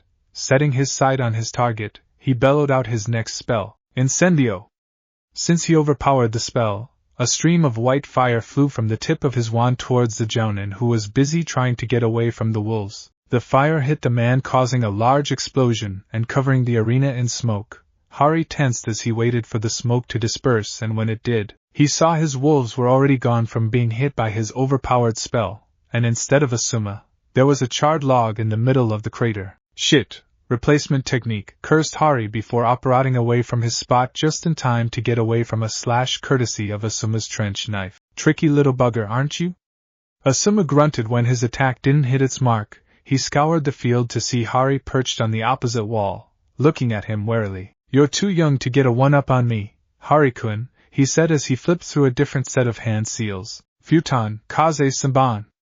More than a dozen Saban needles made of wind materialized around Asuma before flying towards Hari at insane speeds. Seeing that he couldn't apparate in time, Hari simply created a protego to protect him from the barrage, which proved to be a mistake since Asuma overpowered his jutsu. The first barrage hit the shield, causing some cracks to appear. The second batch shattered it. Hari apparat to get away from the next wave, but he was too late because some of the senbons hit him on the arm and shoulder when he turned to teleport. Hari appeared a few meters away from Asuma's left shoulder and arm, bleeding from where the senbons hit. Growling in pain, he decided to take the kid's gloves off. Ignoring the pain he was feeling, he pushed both hands towards Asuma, palms forward. Fulgur Fluctus. A wave of lightning flew from Hari's palms heading towards his shocked opponent. Asuma jumped to avoid the attack, but he was a bit late, and his foot was hit, causing electricity to surge through his body, making him yelp in pain as he was electrocuted. Not done with his barrage, Hari decided to use one of few techniques he created as a last resort. A techniques that combined the energies of controllable chakra and conjuration magic. He extended his hand towards the screaming Jounin, fingers stretched wide. Vinculum Fulgur.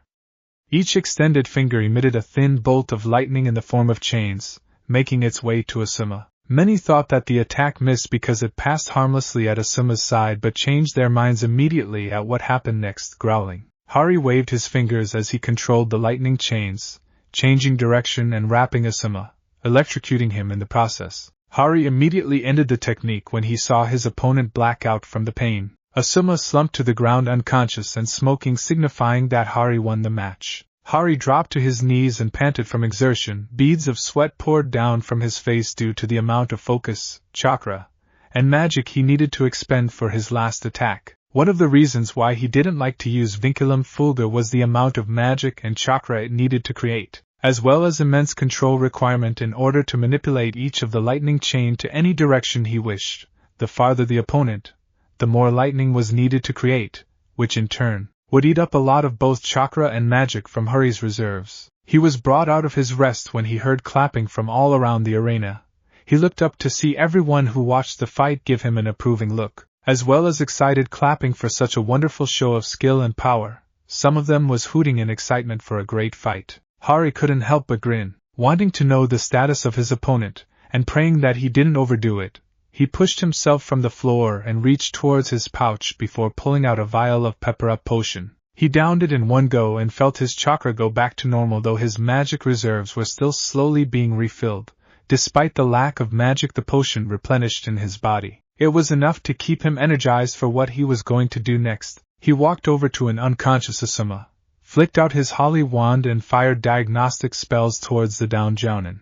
Seeing that the Jounin was alright except for a few burns and nerve damage, he looked up to the Hokage, who was looking at his son in worry. "Don't worry, Hokage-sama, your son is alright, just a few fried nerves and burns, that's all. Just give him a nerve repair potion and some rest, then he's good as new," said Hari, which made the Hokage sigh in relief.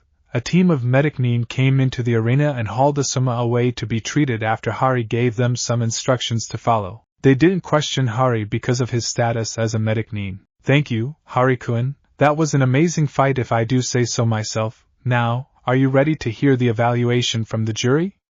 the aged leader asked. Hari nodded, stilling himself to hear what the experts had to say. The Chunin who took charge of the written exam stood up and coughed to get everyone's attention. Mahora Hari finished his written exam in record-breaking time of 2 minutes, and spent the rest of the time relaxing. He said with a shake of his head. Those who heard that gave Hari an incredulous look. The purpose of the exam was to find a way to cheat, but it would seem that Hari-san was capable in answering all of those questions with ease. "Tell me, Hari-san, how did you answer all those questions considering that all of them were Jounin level?" Hari scratched the back of his head in embarrassment. "Well, I know the answers to those questions because I saw that it was the same test Shikaka-san gave me when I was taking his proficiency test to see if I studied the shinobi arts properly. If you want to blame someone, then blame him," he said with a grin, causing the Chunin go grumble about lazy and annoying Naras. "Well, I guess that you passed that part of the test," said the Chunin before sitting down. The next Chunin who stood up was in a pink ballerina outfit, causing a lot of the shinobis in the area to laugh at him.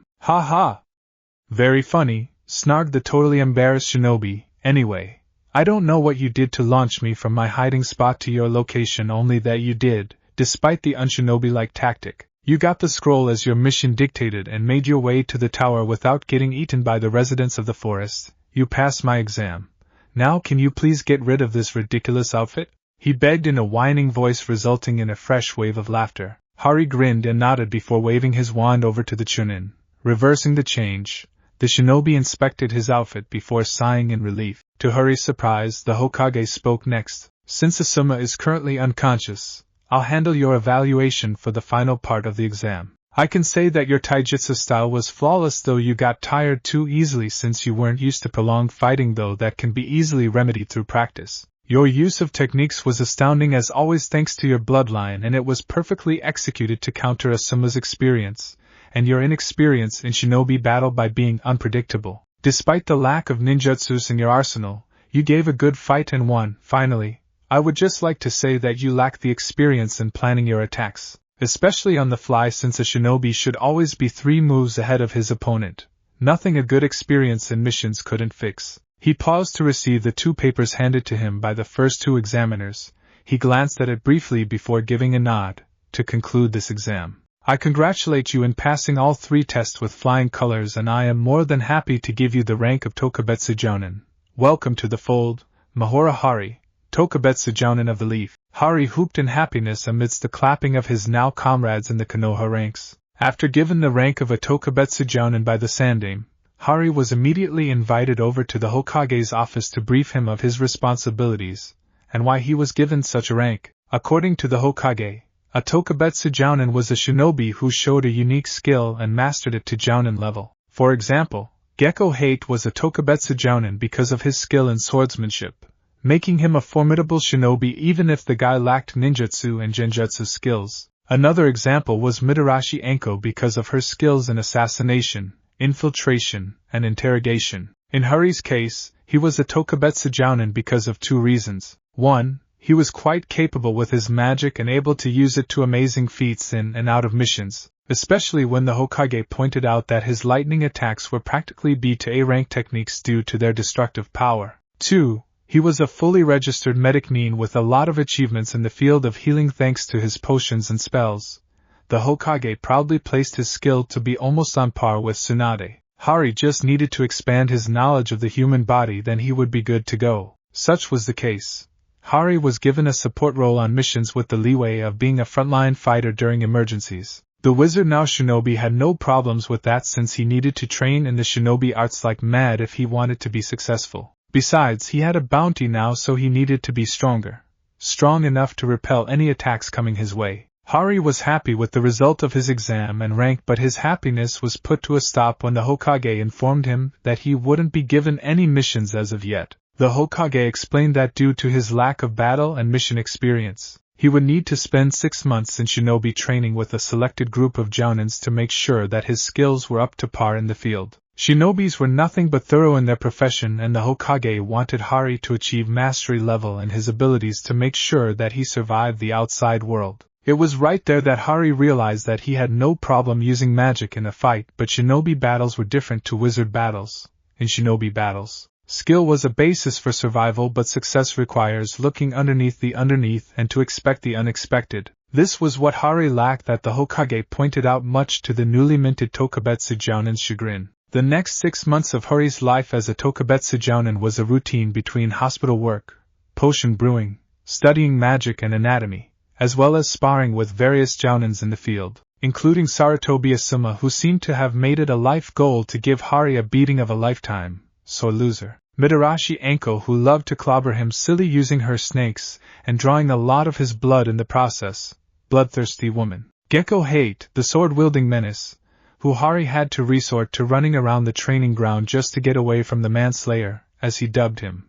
And finally, Kurenai Yuhi, a newly promoted jounin, to teach him to fight through illusions, but putting him in the most horrid and mind-scarring genjutsus that girl had in her arsenal, sadistic mind-freak princess of beauty. Because of the number of sparring partners he had every day, Hari had to go home bloody, bruised, and tired as hell. Thankfully, his elves were experts in nursing him back to health, so he was in perfect working order for his next scheduled beating. It was thanks to his many spars that Hari was able to improve his battle sense, so to speak. His sparring partners would point out flaws to his technique, though not providing solutions to correct them. As a result, Hari had to study the magical arts and experimenting with his magic to conform to different battle scenarios and come out the victor. This also resulted in him experimenting on the many methods of combining both chakra and magic for better results, as well as adding to his repertoire of techniques that he would be using instead of shinobi jutsus. He didn't know it, but his sparring partners made a unanimous decision to not coddle him and let him improve on his own power. They were letting Hari do just that without telling their, practice dummy, so to speak. They didn't want to get pranked in retaliation after all. Asuma attacked him with ninjutsu and taijutsu. This resulted in Hari improving his skill in shinobi battle, as well as coming up variations to his magic chakra techniques to counter every jutsus thrown at him. The training with Asuma also improved Hari's strategy-making level to be able to create on-the-spot tactics even under duress. Anko just attacked him in a straightforward manner without any fear of hurting him. Because of this, Hari had to force himself to improve his ability to dodge and expect attacks from any direction, since the snake mistress of the leaf was an expert in stealth and launching attacks to his blind spots. Hari also found out that he could communicate with Anko's snake summons using the Parseltongue skill he received from Voldemort. But unlike the snakes on his world, summoned snakes would only listen to their masters but can be persuaded if necessary. For example, Hari would use Parseltongue on the snakes that bound him from Anko's shadow snake hands technique to refrain from biting, which they easily complied. They might not have followed his orders to disobey their masters, but summoned snakes in general respected him enough to avoid killing him. Gecko Hate improved Hari's reflexes and reaction time to weapon-wielding opponents. Or more specifically, a sword. Gecko helped the wizard shinobi utilize his flowing taijutsu style by forcing Hari to block, parry, or even dodge sword strikes while delivering blows after blows to bring down his opponent. Because of Hate, Hari mastered the Reparo spell that it became instinctive to cast, since the Tokubetsu Jounin swordsman had a sadistic streak in slicing his clothes to pieces with that damnable katana of his. Speaking of Hate, Hari had to force the sick Jounin to the hospital for treatment. He found out that Hate's family all had this genetic disease that targets the lungs. It was a well-known fact that the Gecko clan tend to die before they reach the age of 40, even less if they were shinobis, because physical exertion made the disease worse. Such was the case. Hari had to force Hate to stick to the hospital for a week to undergo treatment using potions and spells to get rid of the problem. It was safe to say that the treatment was a success, and Hate promised that he would take it easy on Hari's clothes during sparing as payment. The glare that Hari gave the Jounin didn't faze the man in the slightest. Mahora Hari became a well-respected shinobi in the Konoha ranks as he accompanied his comrades in many missions. Thanks to his training and ever-growing experience in the field of shinobi battles, his diverse set of skills and abilities made it possible for him to protect his team, launch devastating attacks in a blink of an eye, erect impenetrable barriers that can easily withstand A-rank jutsus, and finally, make sure that everyone in his team survived no matter what state they were in after the mission. He was both respected as a powerful fighter and healer, which made the Mahora clan head proud of his accomplishments. For 5 years, he went to a total of 20 C-rank missions, 15 B-rank, 17 A-rank, and 3 S-rank missions, a feat for someone who had only been a shinobi for half a decade. He wasn't given any D-rank missions because of his work in the hospital. Not only was he the most requested Tokubetsu Jounin to be part of a mission, his determination to make sure that his team make it out alive was legendary. More so when he saved a man on the brink of death after getting the heart punctured by a stone spear from an IWA Jounin. Said IWA Jounin was electrocuted to unconsciousness by Hari and left said Jounin man smoking in a very deep crater. Because of that, there was a rule among the Konoha shinobi ranks. Don't anger Mahora Hari if you want to stay sane. He won't kill you, but he'll make your life a living hell if you do. Heal you to perfect hell, then do it again. Speaking of which, Hari was also the source of many talks, since he accomplished all of his missions without having to take a life. Sure, he could dish out devastating techniques using his so-called bloodline, but he only went to the point to put his enemies in the brink of death and none closer, in most cases. The deed of killing was mostly handled by his teammates, and they didn't blame him for it considering his status as a medic. Medics were supposed to save life, not take it, though Hari's teammates tend to ignore the various lightning shots electrocuting the enemy with laughter accompanying the screams. Nope, they didn't see a thing. Ignorance was bliss, after all. Because of his skill in magic and his ability to heal anyone, his bingo book entry was updated to bestow upon him 2 nicknames, one to bring fear and the other to bring courage to his friends and comrades. To his enemies, he was known as the Konoha no Raijin, lightning god of Konoha, because of his kills in lightning. To his friends and comrades, he was the Jinsei no Shinobi, shinobi of life, for his mastery of the healing art. Despite his many achievements, he didn't rise above A rank because of his lack of kills, though he scared a lot of enemy shinobis because of his sadistic streak in electrocuting his opponents, thus giving him another alias, Konoha Hapa Sadasodo o Hikiakasu, Trigger Happy Sadist of Konoha, for his signature technique of firing lightning bolts without pause while laughing at his opponents as they tried to get away from him. Mahora Hari yawned as he was woken up by the bright glare from the sun streaming through his open window. He glared at the offending ball of fire before yawning while pushing himself off the bed. Grumbling about annoying suns and early morning calls from the Hokage, he dragged himself to the bathroom for a cold shower to wake himself up. He was still tired since he had a bit of training exercise with Anko in the Forbidden Forest last night. That woman doesn't take no for an answer. That sadistic woman was as bloodthirsty as ever, and he regretted adding the woman to the wards so she could come any time.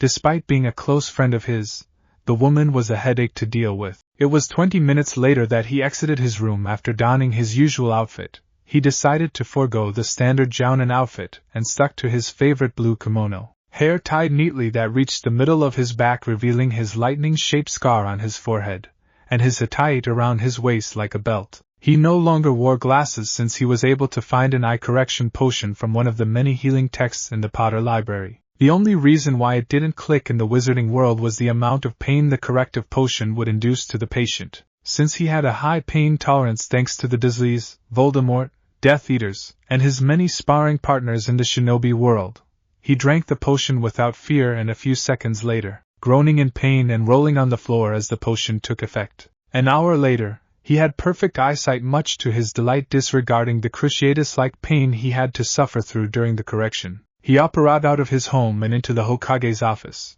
finding himself in the company of the aged leader, as well as his fellow comrades in the shinobi ranks. "Good morning, Hokage-sama. I hope I'm not late for whatever it is you called me here for," said Hari as he made a face, earning him various chuckles from the people in the room. "Oh no, you're not late, Hari-kun. In fact, you're just in time," Sarutobi said with a grin. Hari immediately saw that the old man was up to something, and that something had something to do with him.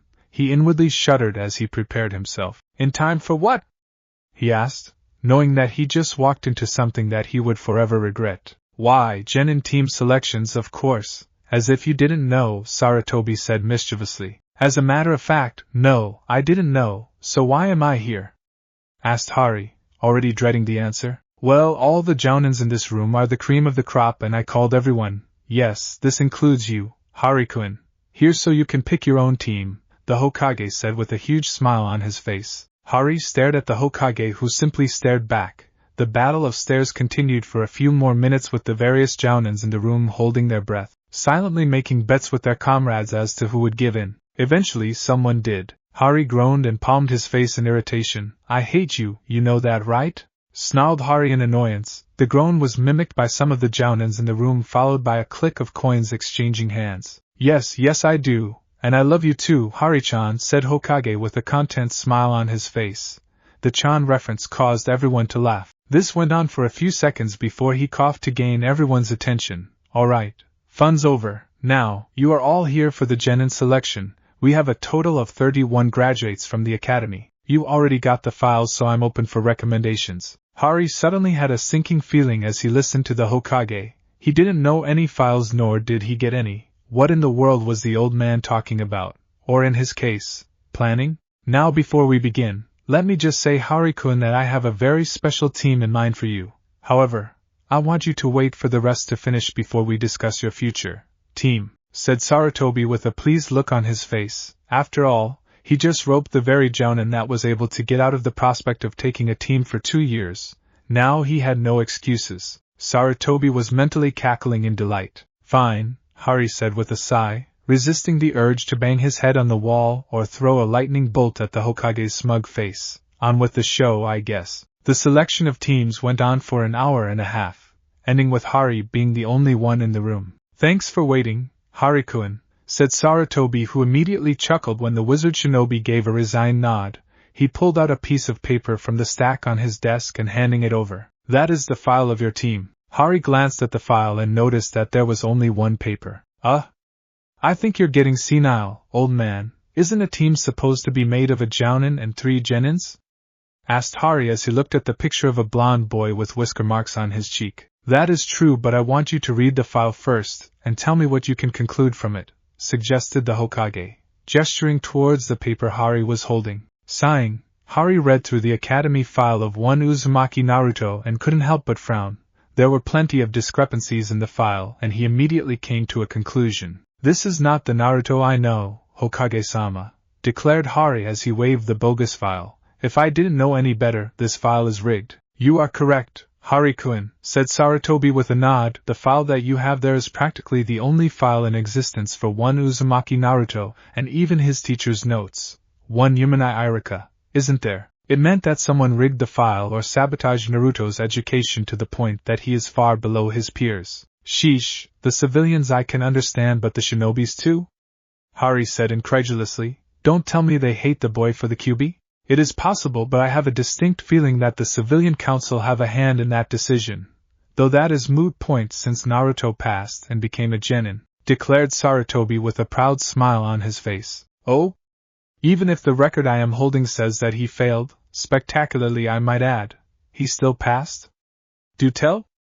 Asked Hari with a glint in his eyes. Sarutobi immediately told Hari what happened last night, Mizuki tricking Naruto and stealing the forbidden scroll in guise of a special exam to promote the boy to Jonin. Due to the boy's desperation to prove himself, Naruto immediately stole the scroll from the Hokage's office, a task that Hari was amazed at considering how protected the place was. The end of the tale was Naruto beating the crap out of the traitor using the Kage Bunshin no Jutsu and Iruka giving the boy his forehead protector that elevated him from academy student to genin. Interesting, for an academy student to learn Kage Bunshin in a span of 2 hours is noteworthy. The boy has talent. Too bad that the idiots aren't helping him hone such talent, Hari growled. That is where you come in, said Sarutobi with a smile. I want you to take Naruto as a temporary apprentice. Teach him everything starting from the beginning. Hari sighed. It was possible, sure, but the task was going to take a while unless Naruto pulled off a miracle. You do know that it's going to take a long time to train Naruto to the level of his peers, right? I mean, you want me to compress 5 years of lessons into months. An impossibility if I do say so myself. Not impossible, hard, yes, but not impossible, Sarutobi corrected him. Do you know the schematics of the Kage Bunshin? Hari nodded before realization dawned in his eyes, followed by a mischievous glint and an evil chuckle. This was mimicked by Sarutobi, and the two spent a whole 30 minutes laughing their head off, scaring the crap out of the secretary who was about to enter the room. Naruto was annoyed. Not only was his peers showing their disbelief that he passed, not seeing the forehead protector tied on his head, Iruka-sensei also announced that he didn't have a team but to wait for someone to fetch him for further instructions. Here he was now, waiting for his escort along with Team 7 made up of Uchiha Sasuke, Hirono Sakura, and a creepy kid from last year's class named Sai, of course. He tried to strike up a conversation with Sakura, but all he got was a punch to the head and various statements of belittlement, with him ending up depressed in the corner of the room. However, he was brought out of his thoughts when the door opened to reveal a shinobi that he sometimes saw during his many prank runs in the village. Not only was this jounin dressed to impress compared to the outfit of the other jounins in the village, but there was a presence around this man that screamed power. Uzumaki Naruto? Said the jounin, earning his attention, as well as everyone in the room. That's me, exclaimed Naruto with excitement. He didn't know why he was excited, but he was. Good, starting today, you're going to call me sensei and you're going to be my student, understood? Said the jounin with a grin on his face mimicked by Naruto. Hi, sensei! Shouted Naruto as he made his way to the front. However, before he could reach his teacher, a voice stopped him in his tracks. How come the dobe gets his own personal sensei while I'm stuck with these losers? Said Uchiha Sasuke with a glare. That is for me to know and for you to never find out. Gaki, said the jounin. I guess losers like Naruto attract loser senseis as well, declared Sasuke with an evil grin on his face, though the grin became a frown, then turning into fear when a bolt of lightning blasted him from his seat and hitting the wall, all the while being electrocuted thanks to the lightning that was currently attached to his chest. If I was a loser, Uchiha Boya, then I shouldn't have been able to hit someone of your caliber, right? Said the jounin with a grin, holding up a finger sparkling with lightning. If you know what's good for you, then I suggest that you keep your trap shut before I do it for you. Hey! You can't do that to Sasuke-kun, shouted Sakura, but got the same treatment as her idol, blasted, thrown, and electrocuted. The jounin turned to the surviving member of Team 7 and raised an eyebrow. You have something to say to me, genin? He said ominously. The silence in the room made the crackling lightning loud in contrast. No, jounin-san, said Sai with a creepy smile on his face. Good, make sure you wipe that fake smile on your face before I shock it out of you. The lightning on the jounin's finger grew in intensity. Sai's smile morphed into one of fear, making the jounin chuckle before gesturing for Naruto to follow him outside the academy. Naruto was excited. This was going to be a great year for him. Hari led Naruto to the training ground nearest his home, Training Ground 42, which would become their personal space to get everything into gear. He walked at a calm pace, testing Naruto's patience if the boy could control that vaunted stamina of his. So far, the boy hadn't asked any questions but was just happy to follow him as he prodded on. When they got there, Hari beckoned for Naruto to sit on the grass, which he later followed. He pulled out the boy's file from his pocket and handed it over to the blonde. Curious, Naruto took it and gave it a glance, paling before a depressed air seemed to hover around him. Before we go into discussions about training, I want to talk to you about that piece of paper you're holding, said Hari. What about it? Murmured Naruto, his hands turning into fists, crumpling the paper in the process. Nothing, but you're doing a good job of destroying it. I was planning to that myself after we talk about it, but it seems that you're one step ahead of me, so good for you, Hari said with a grin. Naruto's head snapped up to meet his sensei with a hopeful look on his face. But before he could say anything, Hari raised his hand for the boy to keep silent. For starters, after reading that file, I already came into the conclusion that you're not well liked in the academy. Either you did all those things on the paper or you didn't, and someone has it out for you. I think you already know why they are acting like that, correct? Naruto nodded, not saying anything, not trusting his voice at the moment. Well, good. Anyway, my name is Mahora Hari. Starting today, you're going to start calling me Hari-sensei, understood? Hi, Hari-sensei, Naruto murmured, lips twitching. Hari slapped the boy on the side of the head, causing said boy to yelp in both surprise and pain. I didn't hear you, Genin, understood? Raising his hand again for emphasis, Naruto immediately got the idea. Hi! Hari-sensei, shouted Naruto, not wanting to get smacked on the head again. Perfect, since you can be taught, then teaching you everything from scratch would be easy. Now, let's discuss your training regimen. Sure, you're a genin by name only, but when it comes to skills, you're nothing but an academy student. Naruto was about to retort, but Hari beat him to it. However, that can be easily corrected. After all, you just learned one of the best training jutsus in the elemental countries. What technique is that, sensei? Naruto asked curiously, though Hari could practically feel the excitement leaking from the boy's tone. Kage Bunshin, Hari said simply. How does that help in training? Naruto asked, confused. What does the shadow clone have to do with training? I think a demonstration is in order. First, I want you to make a clone. Naruto nodded and created a single clone. Good, perfect control of the jutsu. You're going far, kid. Now, I want you to close your eyes and command your clone to stand by that tree over there. Naruto told the clone to stand by the tree before closing his eyes. Hari waved his hand over Naruto's face and didn't see a reaction, so the boy was honest in following his orders. Looking at the clone, he flicked his hand and shot a bolt of lightning that hit the clone right in the face, causing it to explode into smoke. A few seconds later, Naruto immediately stood up from his spot and pointed at him with incredulity and disbelief on his face. What did you do that for? Do what? Hari asked innocently. Hit me with that bolt of lightning from your finger. If I hit you with my technique, then you should be unconscious right now. But, I hit your clone, kid. Then how did I know that you hit it with a lightning jutsu? Simple, the memory of your clone is transferred over to the creator. In other words, whatever your clone experienced, you get to experience it too. That is why I said that Kage Bunshin is the best training tool in the entire elemental countries. You can learn different subjects using your clones. Multitasking at its finest, if I do say so myself. So what does this training involve? Asked Naruto with an excited gleam in his eyes. He didn't know that Kage Bunshin could do that. He lamented for now reading the entire entry on the jutsu in the Forbidden Scroll. He was pressed for time during that event, so he focused more in learning its schematics. Well, Naruto, you're going to start from scratch. You're going to learn everything you should have learned in the academy. Your clones will take care of the knowledge while the real you will be undergoing physical training with me, Hari said with a glint in his eyes that scared Naruto out of his wits. You're excited now, but when we start, you're going to curse my name to the heavens. Naruto felt a cold shiver run down his spine and almost pissed himself when he heard the most evil laugh coming from his sensei. He didn't know why, but he started praying for his safety. Hari made do with his promise to the Hokage of training Naruto from the ground up. He planned on training Naruto by following the methods of his tutor and training partners while he was learning the shinobi arts with a few refinement of his own to make sure that Naruto became a balanced, all-around fighter. Hari wanted to avoid overspecialization at all costs. He wanted Naruto to be adaptable, yet powerful in his own right. After the explanation of the Kage Bunshin,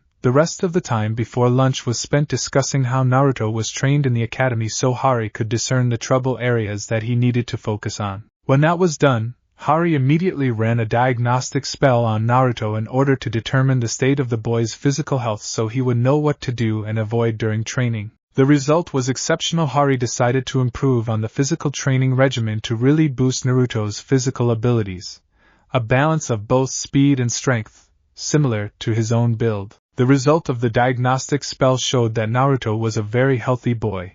Thanks to the healthy food Hari's elves fed the boy every day, though some potions were needed since the boy was a tad on the short side. Also, there were irregularities to the boy's muscular development that needed to be corrected. Naruto's upper body muscles were undeveloped, a testament that he didn't do much during the scheduled training spars in the academy. The blonde's lower body muscles were developed properly thanks to the impromptu races the boy had with his pursuers after each successful prank. In other words, Naruto's speed was where it should be for a genin, but his strength was nowhere near acceptable. Chakra-wise, the boy was a powerhouse with reserves that would rival a Kage due to the potency of his chakra. This was the reason why Naruto could bring out that much shadow clones without killing himself, which shouldn't be possible since a Kage could only make 10 clones at most before passing out from exhaustion. Thanks to the boy's chakra potency, he wouldn't have this problem ever. Hari immediately attributed the chakra potency to Kyuubi since Bijus were known to be living chakra themselves, and Naruto's chakra coils adapted to the injection of Biju chakra since infancy. When Hari had a test spar with Naruto, the wizard-turned-shinobi couldn't help but palm his face and refrain from rushing to the academy and electrocuting the instructors there. Naruto was as graceful as a bulldozer thanks to his brawler-style taijutsu that the boy created himself due to the instructors teaching him wrong. Hari cursed the high heavens since he was really going to start from scratch. Thanks to these facts, Hari finally came up with a training program that he immediately informed the blonde. First, he needed to teach the boy to relax because a shinobi couldn't afford to be on a regular sugar high since that would result in the boy's death, especially in the battlefield. This was easily done because meditation was a mental art and the clones could easily do this while the original indulged in physically demanding activities. Second, Hari informed Naruto that while his clones were working on the mental aspect of training, he would personally train Naruto physically to achieve above-average strength and speed. The evil chuckle Hari gave off after mentioning this fact scared Naruto out of his wits. Hari was channeling Anko without him noticing. Third, he needed Naruto to control his overabundant chakra reserves since learning jutsus without proper chakra control would backfire and cause accidents ranging from the jutsu blowing up on his face or cause a large enough explosion that would level half the village. Both Hari and Naruto at the mental image that statement produced. Done with the evaluation, the next step was shopping in order to get rid of the hideous orange jumpsuit the boy was wearing. Not only was it detrimental to his life as a shinobi, it was an eyesore. It had to go much to the boy's protest. Such was the case. Hari dragged Naruto to one of his favorite shops in the village that he knew would treat the boy with respect because to the burden he carried. There, Naruto was subjected to an hour and a half of clothes shopping that made the boy cry and beg for it to end. After an emotional hour and a half later, Hari finally had Naruto kitted out in an acceptable shinobi outfit that would do for the time being. The wizard shinobi knew that the boy would come up with his own unique clothing style once he got rid of the immature side in the blonde. For a stamina freak like Naruto, clothes shopping was torture. In the end, Naruto walked out of the clothing shop decked in black cargo pants with multiple pockets, a blue muscle shirt that showed off his physique and an orange Uzumaki swirl adorning the back. Hari had to agree to that little orange in the outfit to get the boy to shut up. Naruto decided to wear his Hitite on his forehead for now. To complete the uniform, Naruto chose to opt for a pair of boots instead of the usual sandals, which according to the boy was cooler and more comfortable. Hari couldn't help but agree since sandals made your toes visible to your enemies who could easily cut them off, a prospect that Hari didn't want happening to him, and by extension Naruto. When Hari asked Naruto how it felt to have brand new clothes, the boy answered that it was great. After a brief mind probe, the wizard shinobi found out that Naruto chose to wear the orange monstrosity of a jumpsuit, since that was the only thing he could afford. He wore it every day for 4 years to the point that he begun to like it, even the color. Hari was happy that Naruto adapted not because he wanted to. It was because he was forced to. He knew right there and then that the boy would be able to survive his training method. Since they had plenty of time to spare, Hari brought Naruto to a shinobi-only shop and had the boy kitted out on the necessities, ranging from shurikens to ninja ropes, as well as reinforced pouch and holsters for his weapons. The boy asked him why he was paying for everything. Hari smoothly answered that question by telling the boy that the cost of his outfit was already covered because he got paid from apprehending Mizuki and protected the Forbidden Scroll. It was a lie, of course, but it worked on such short notice. He made a mental note to tell the Hokage this alibi just in case the blonde decided to ask the old man. Naruto was in hell, literally and metaphorically. His new sensei immediately jumped into the hubbub of training him from scratch in the second day of their meeting.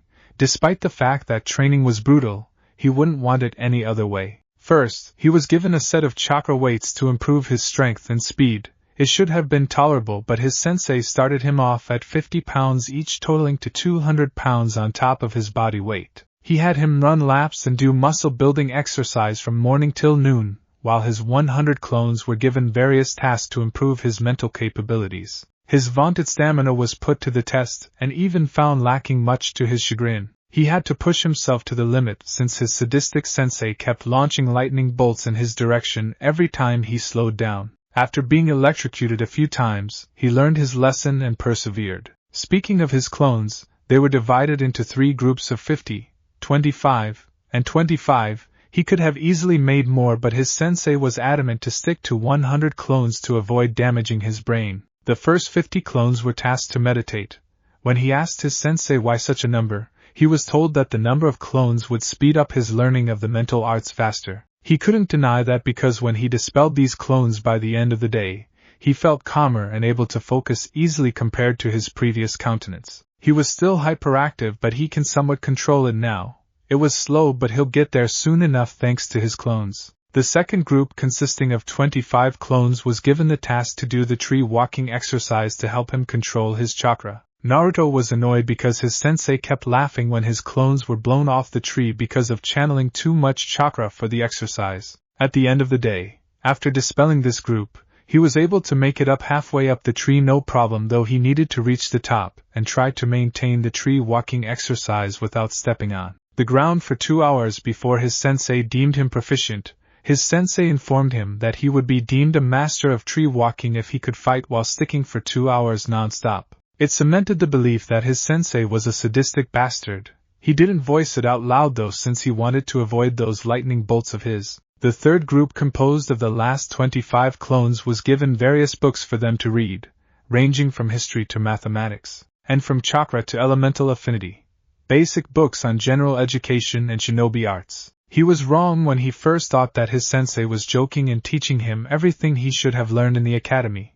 He shouldn't have doubted the guy, much to his chagrin. When one of his clones complained that it didn't want to read, it was promptly zapped by a barrage of lightning that left a crater where the clone stood. Needless to say, no one complained after that. In order to give Naruto the time to assimilate the information, he was given a day off after a day's use of clones so he could adapt to the large amount of information crammed into his brain. Of course, Naruto demanded that he could do it every day but shut up and relented. His sensei informed him that he was a professional medic nin, and doing the shadow clone training program every day would turn his brain into mush and end up a vegetable residing in the hospital. The only saving grace to that command was giving him the use of a single clone during rest days if he ever needed one to do something outside training. When he asked when they were going to start doing missions, his sensei just informed him to wait for the right moment, since he needed to catch up to his peers in terms of shinobi knowledge. Naruto didn't complain because his sensei punctuated his point by raising a hand, cackling with lightning when he was about to open his mouth to complain.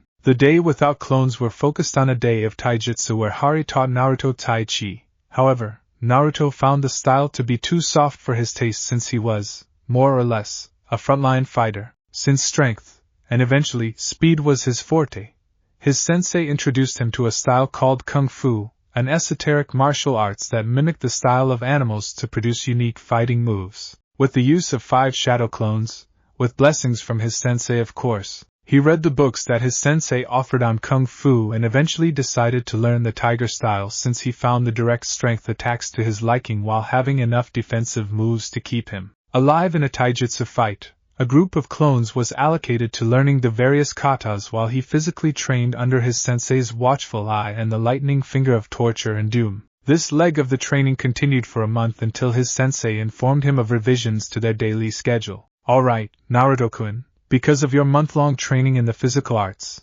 as well as passing the proficiency test I gave you in terms of shinobi knowledge. We are going to revise your schedule to incorporate something new, Hari began as he stood in front of his apprentice. Hi, sensei, replied Naruto, making Hari proud that his charge was learning to relax and focus instead of jumping around like a kid on sugar high. Good, the schedule will be as follows. For Monday, Wednesday, and Friday, we will be going to continue with your physical regime since you need more speed and strength for your tiger style. This means full sprint around the training field for 2 hours and another 2 hours for muscle training. Afternoon will be spent sparring using clones. We will alternate between ground spar and tree spar to add to your experience and chakra control, understood? Hi, sensei, Naruto replied with a nod this time. There was a hint of a smile on his face.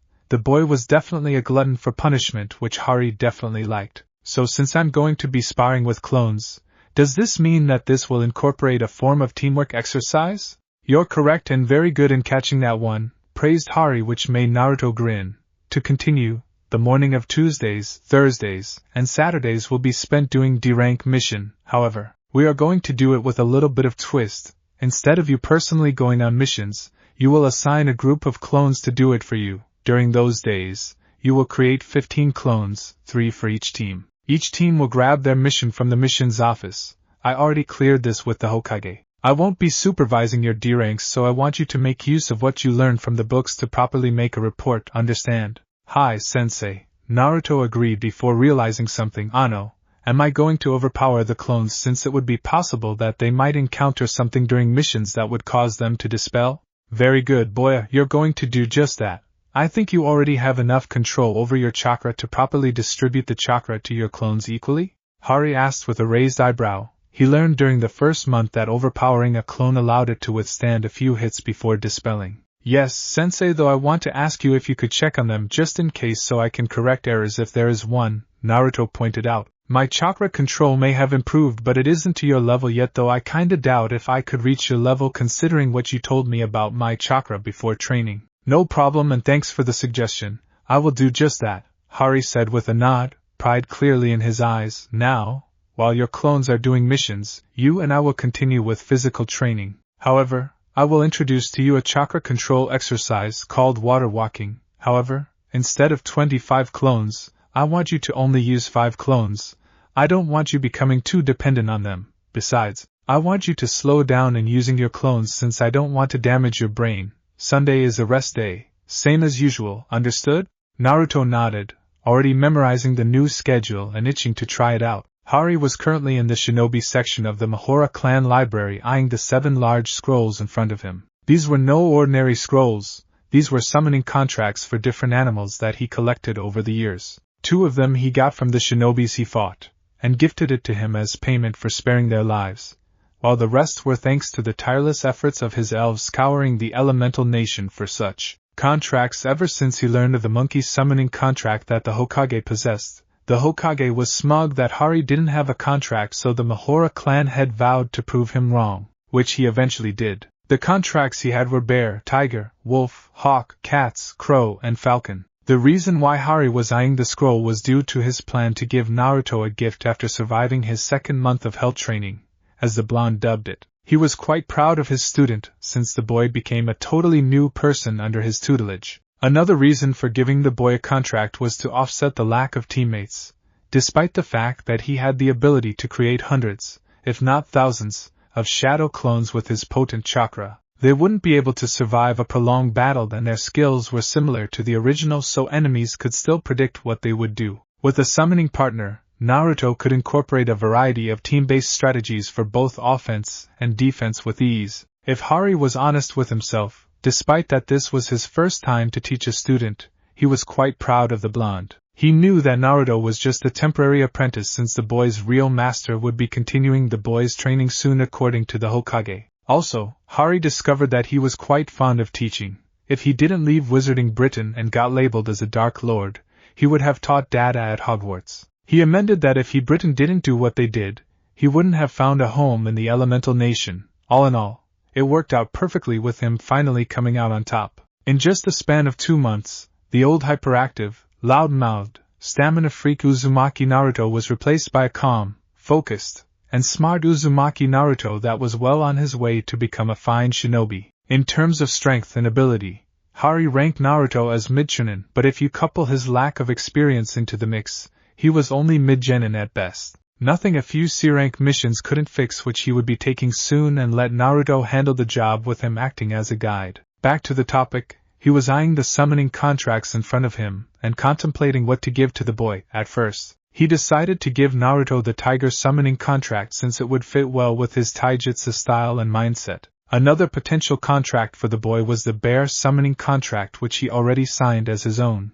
He didn't bring them out that much since there were not support-type summons who preferred to bulldoze their way through their opponents using fangs, claws, and brute strength.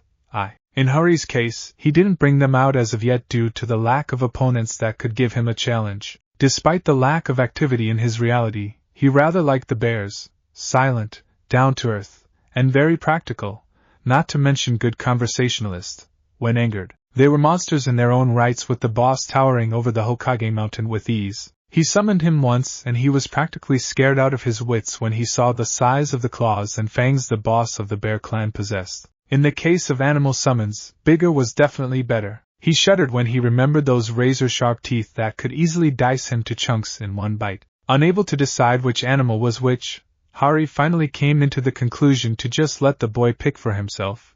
He made a mental note to bring the boy to his clan compound later if time permits. Aside from the contract, certain truths needed to come out, and this was the perfect time to air them out. Uzumaki Naruto was currently in his home, relaxing since it was a Sunday, and there was no training on a Sunday. As he lounged around in his comfortable sofa, he couldn't help but think back on the changes that happened to him ever since he became an apprentice of Mihora Hari, a person that Naruto looked up to like a surrogate parent, or something similar to a brother. Naruto couldn't believe how his sensei changed him for the better. Heck, he couldn't believe that he changed, period. Before, he resigned himself to be a mediocre shinobi because he had to do everything on his own after noticing that the academy instructors, except for Iruka-sensei, wasn't giving him the time of day. In fact, all of his skills were all self-taught. The only thing that he could be proud of was his large chakra reserves and stamina. Then Hari-sensei came into the scene. He was depressed at first when his cool Jounin-sensei showed him his academy record, but was surprised when his sensei all but said to ignore it, instead of leaving him to improve on his own, expecting only a few advice to guide him in the right direction. His sensei personally took a hand in his training and made use of his strength to turn him into a person that he was today. Naruto visibly winced when he remembered his first month of training. It was brutal, to say the least. The chakra weights were a big hurdle to overcome, but overcome it he did because he didn't want to get electrocuted by his trigger-happy sensei who was just too attached to those lightning jutsus of his. Besides, because of the advanced healing factor his body had in spades, hard training would help him improve faster than taking it slow. Naruto couldn't deny that his sensei was right in all aspects of his training. He never steered him wrong, and Naruto liked him that way. He might be brutal to the point of being sadistic, which he was, but he was honest to a fault. Aside from the physical side of training, his sensei also took the time to teach him meditation to help calm him down and control his natural sugar high thanks to his vaunted stamina, guide him to learn the things that he should have learned in the academy, and of course, help him control his above-average chakra reserves. He liked his sensei because Hari never sugarcoated anything. If Hari-sensei found something wrong, then he would point it out, with lightning bolts added into the mix to drill it home, and help him correct it. Hari-sensei was honest and didn't like to play around with words. In fact, his sensei even mentioned his tenant, and his sensei wasn't even bothered by it, as if treating the bijou he contained a fly that needed to be ignored. Thanks to the improvement on his academic skills, he made a special point to branch out to other shinobi arts during his free time. He used the disguised clone, just once since his sensei allowed him, to study in the library and scope out some jutsus that would be useful in the field. His sensei tested him once and found out that he had an affinity for wind techniques, so he scoured the Konoha library for wind jutsus. He didn't find much, only two that he could actually use, since Konoha shinobis predominantly had fire affinity. He made a mental note to ask his sensei if he had some wind techniques in the library he mentioned a few weeks back. He was brought out of his musings when a familiar red avian appeared in his living room in a burst of fire, a beautiful song filling the room. "Welcome to my home, Fox," Naruto greeted his visitor warmly. He was introduced to the bird during his first month of training and couldn't help but be amazed at his sensei's familiar. Not only was the bird beautiful, Fox was talented as well. Tears that could heal any wounds or poison, able to teleport anywhere, and carry heavy burdens with ease. What can I do for you? Fox drifted down and perched on Naruto's shoulder and dropped a rolled-up paper he was carrying with his beak on Naruto's lap. Curious, Naruto opened it and saw that it was a letter from his sensei. Naruto, I want you to go with Fox and come to my home. There are a few things we need to discuss regarding the future of our team and apprenticeship. Mahora Hari. Naruto looked up and nodded at Fox, who trilled in happiness before disappearing from the room along with his blonde passenger. Naruto's sight cleared to see himself standing in a beautiful living room. He didn't know where he was, but he had this feeling that he was currently inside his sensei's home. A fact proven immediately when his sensei appeared in front of him accompanied by a soft crack. Naruto stared at his sensei in disbelief, since he knew that it wasn't Shunshin or any speed technique he knew. Welcome to the Mahora clan compound, Naruto-kun, greeted Hari before sitting himself on the sofa and gesturing for Naruto to do the same. Seeing that his student was making himself comfortable, he decided to open up the day's discussion. Thanks for coming on such short notice even though it's your day off, but there are some things we need to talk about that would affect our future relationship as student and teacher. What do you mean, sensei? Naruto asked in confusion. I know everything about you, Naruto, from your childhood to that fur ball you're carrying and that stomach of yours. However, you don't know anything about me. I want you to halt all your questions and listen to everything I have to say. When I'm done, you can ask me anything, alright? Seeing Naruto nod in agreement, Hari immediately launched into his tale. Similar to the ones he gave the Hokage, he also explained about his bloodline, magic, causing the boy to look at him excitedly, though it disappeared a bit when Hari mentioned that he didn't have the ability to use magic. It was an hour later that a dumbfounded Naruto was looking at his sensei in a new light. Wait, you're telling me that you're the one who treated me when I was young? Asked Naruto in disbelief and saw Hari nod. How come I didn't remember you? Simple, using my magic, I blocked the memory of all our interaction together. It was necessary at that time since I didn't want you to look at me as nothing more than a sensei. I want you to grow into your emotions slowly as you continue to grow as a shinobi. It is normal for a person to have a different outlook when they are with someone familiar. I want to see and experience the real you before I unblock your memories. Can you return those memories to me now? Naruto asked excitedly. Hari nodded, pointed his finger at Naruto. A beam of white light flew from it, and connected to Naruto's forehead. Naruto's eyes glazed a bit. A clear sign that he was processing the memories that made itself known inside the boy's mind, before realization dawned on his face. Whoa, what a rush, said Naruto before shaking his head. You were the one who treated me when none in the hospital would give me the time of day. Thank you, Hari-sensei. Hari smiled at his charge. No problem, kid, it was a pleasure. Ever since I knew of your burden, I didn't hate you. In fact, I made sure that I implemented certain measures to make sure that you're healthy, safe, and comfortable. Something clicked in Naruto's mind before leveling his sensei an accusing finger. Wait a minute, everything was because of you. When I disappeared after being cornered by the mob, no mobs attacking my home, the food appearing out of nowhere, the changes in my home, and my ramen. Naruto screamed the last part, making Hari burst out in laughter at the indignant look on the blonde's face. Yes, I did do all those things, boya, said Hari as he hit Naruto with a calming charm to the effect that it calmed the boy. Seeing the confused look on the blonde's face, he decided to explain. I hit you with a spell that helps you relax. Anyway, I did all those things for a reason, Naruto. Since I couldn't adopt you because of the civilian council, I made sure to take steps to do the next best thing. Take care of you from afar. I charmed all your clothes so that you would be brought to the safety of your home if you feel extreme fear and panic. I warded your home so that no one with ill intent towards you can enter. I had one of my house elves make sure that you're eating healthy so you won't grow stunted because of eating nothing but ramen due to the villagers hindering you from buying anything else. And most importantly, I changed all your furniture to make sure that you have a comfortable time living there. But why do all of those things, sensei? Naruto asked with a confused frown on his face. He didn't know why his sensei was doing all of this for him. Sure, his sensei was kind, a bit sadistic, but a kind-hearted person, but this was simply too much for an orphan like him. Simple, I experienced the same thing, Hari said simply. A look of disbelief crossed Naruto's face. You see, Naruto, in my world, There are certain people who are afraid of magic. One of these people was my relatives. When my parents died and I became an orphan, I was placed with my relatives since no one can take care of me at that time. They feared me, afraid what I would become, so I was treated like a slave, beaten up, and abused. Your life is so similar to mine that it was scary. Forced to live a life of squalor and pain because of circumstances out of our control. I don't want to see anyone suffer as I did, so I helped you. Naruto was silent as he digested his sensei's words, tears slowly forming in his eyes. Cannot help the raging emotions he was feeling.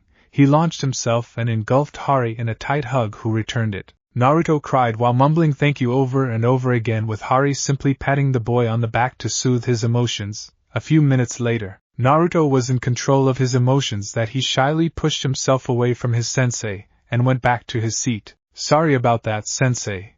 I don't know what came over me, Naruto apologized with a shy grin on his face. Hari waved his hand dismissively. Don't worry about it. I certainly understand what you're going through, said Hari before grinning. Anyway, I came here today for 2 reasons. One is to discuss some facts about future missions we will be getting.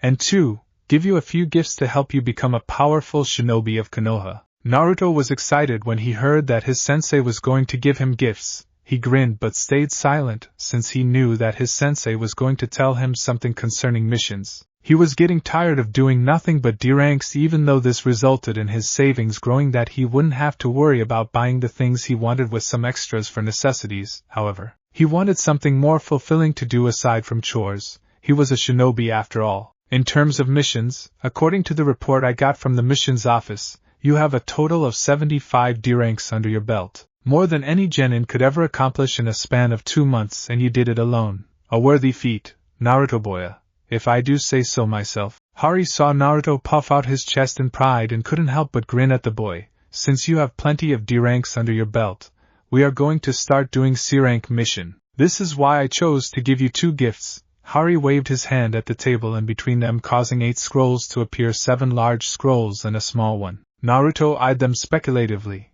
a curious frown on his face. What are these scrolls, sensei? Your first gift is the small scroll, said Hari as he beckoned for Naruto to take it, which the blonde did.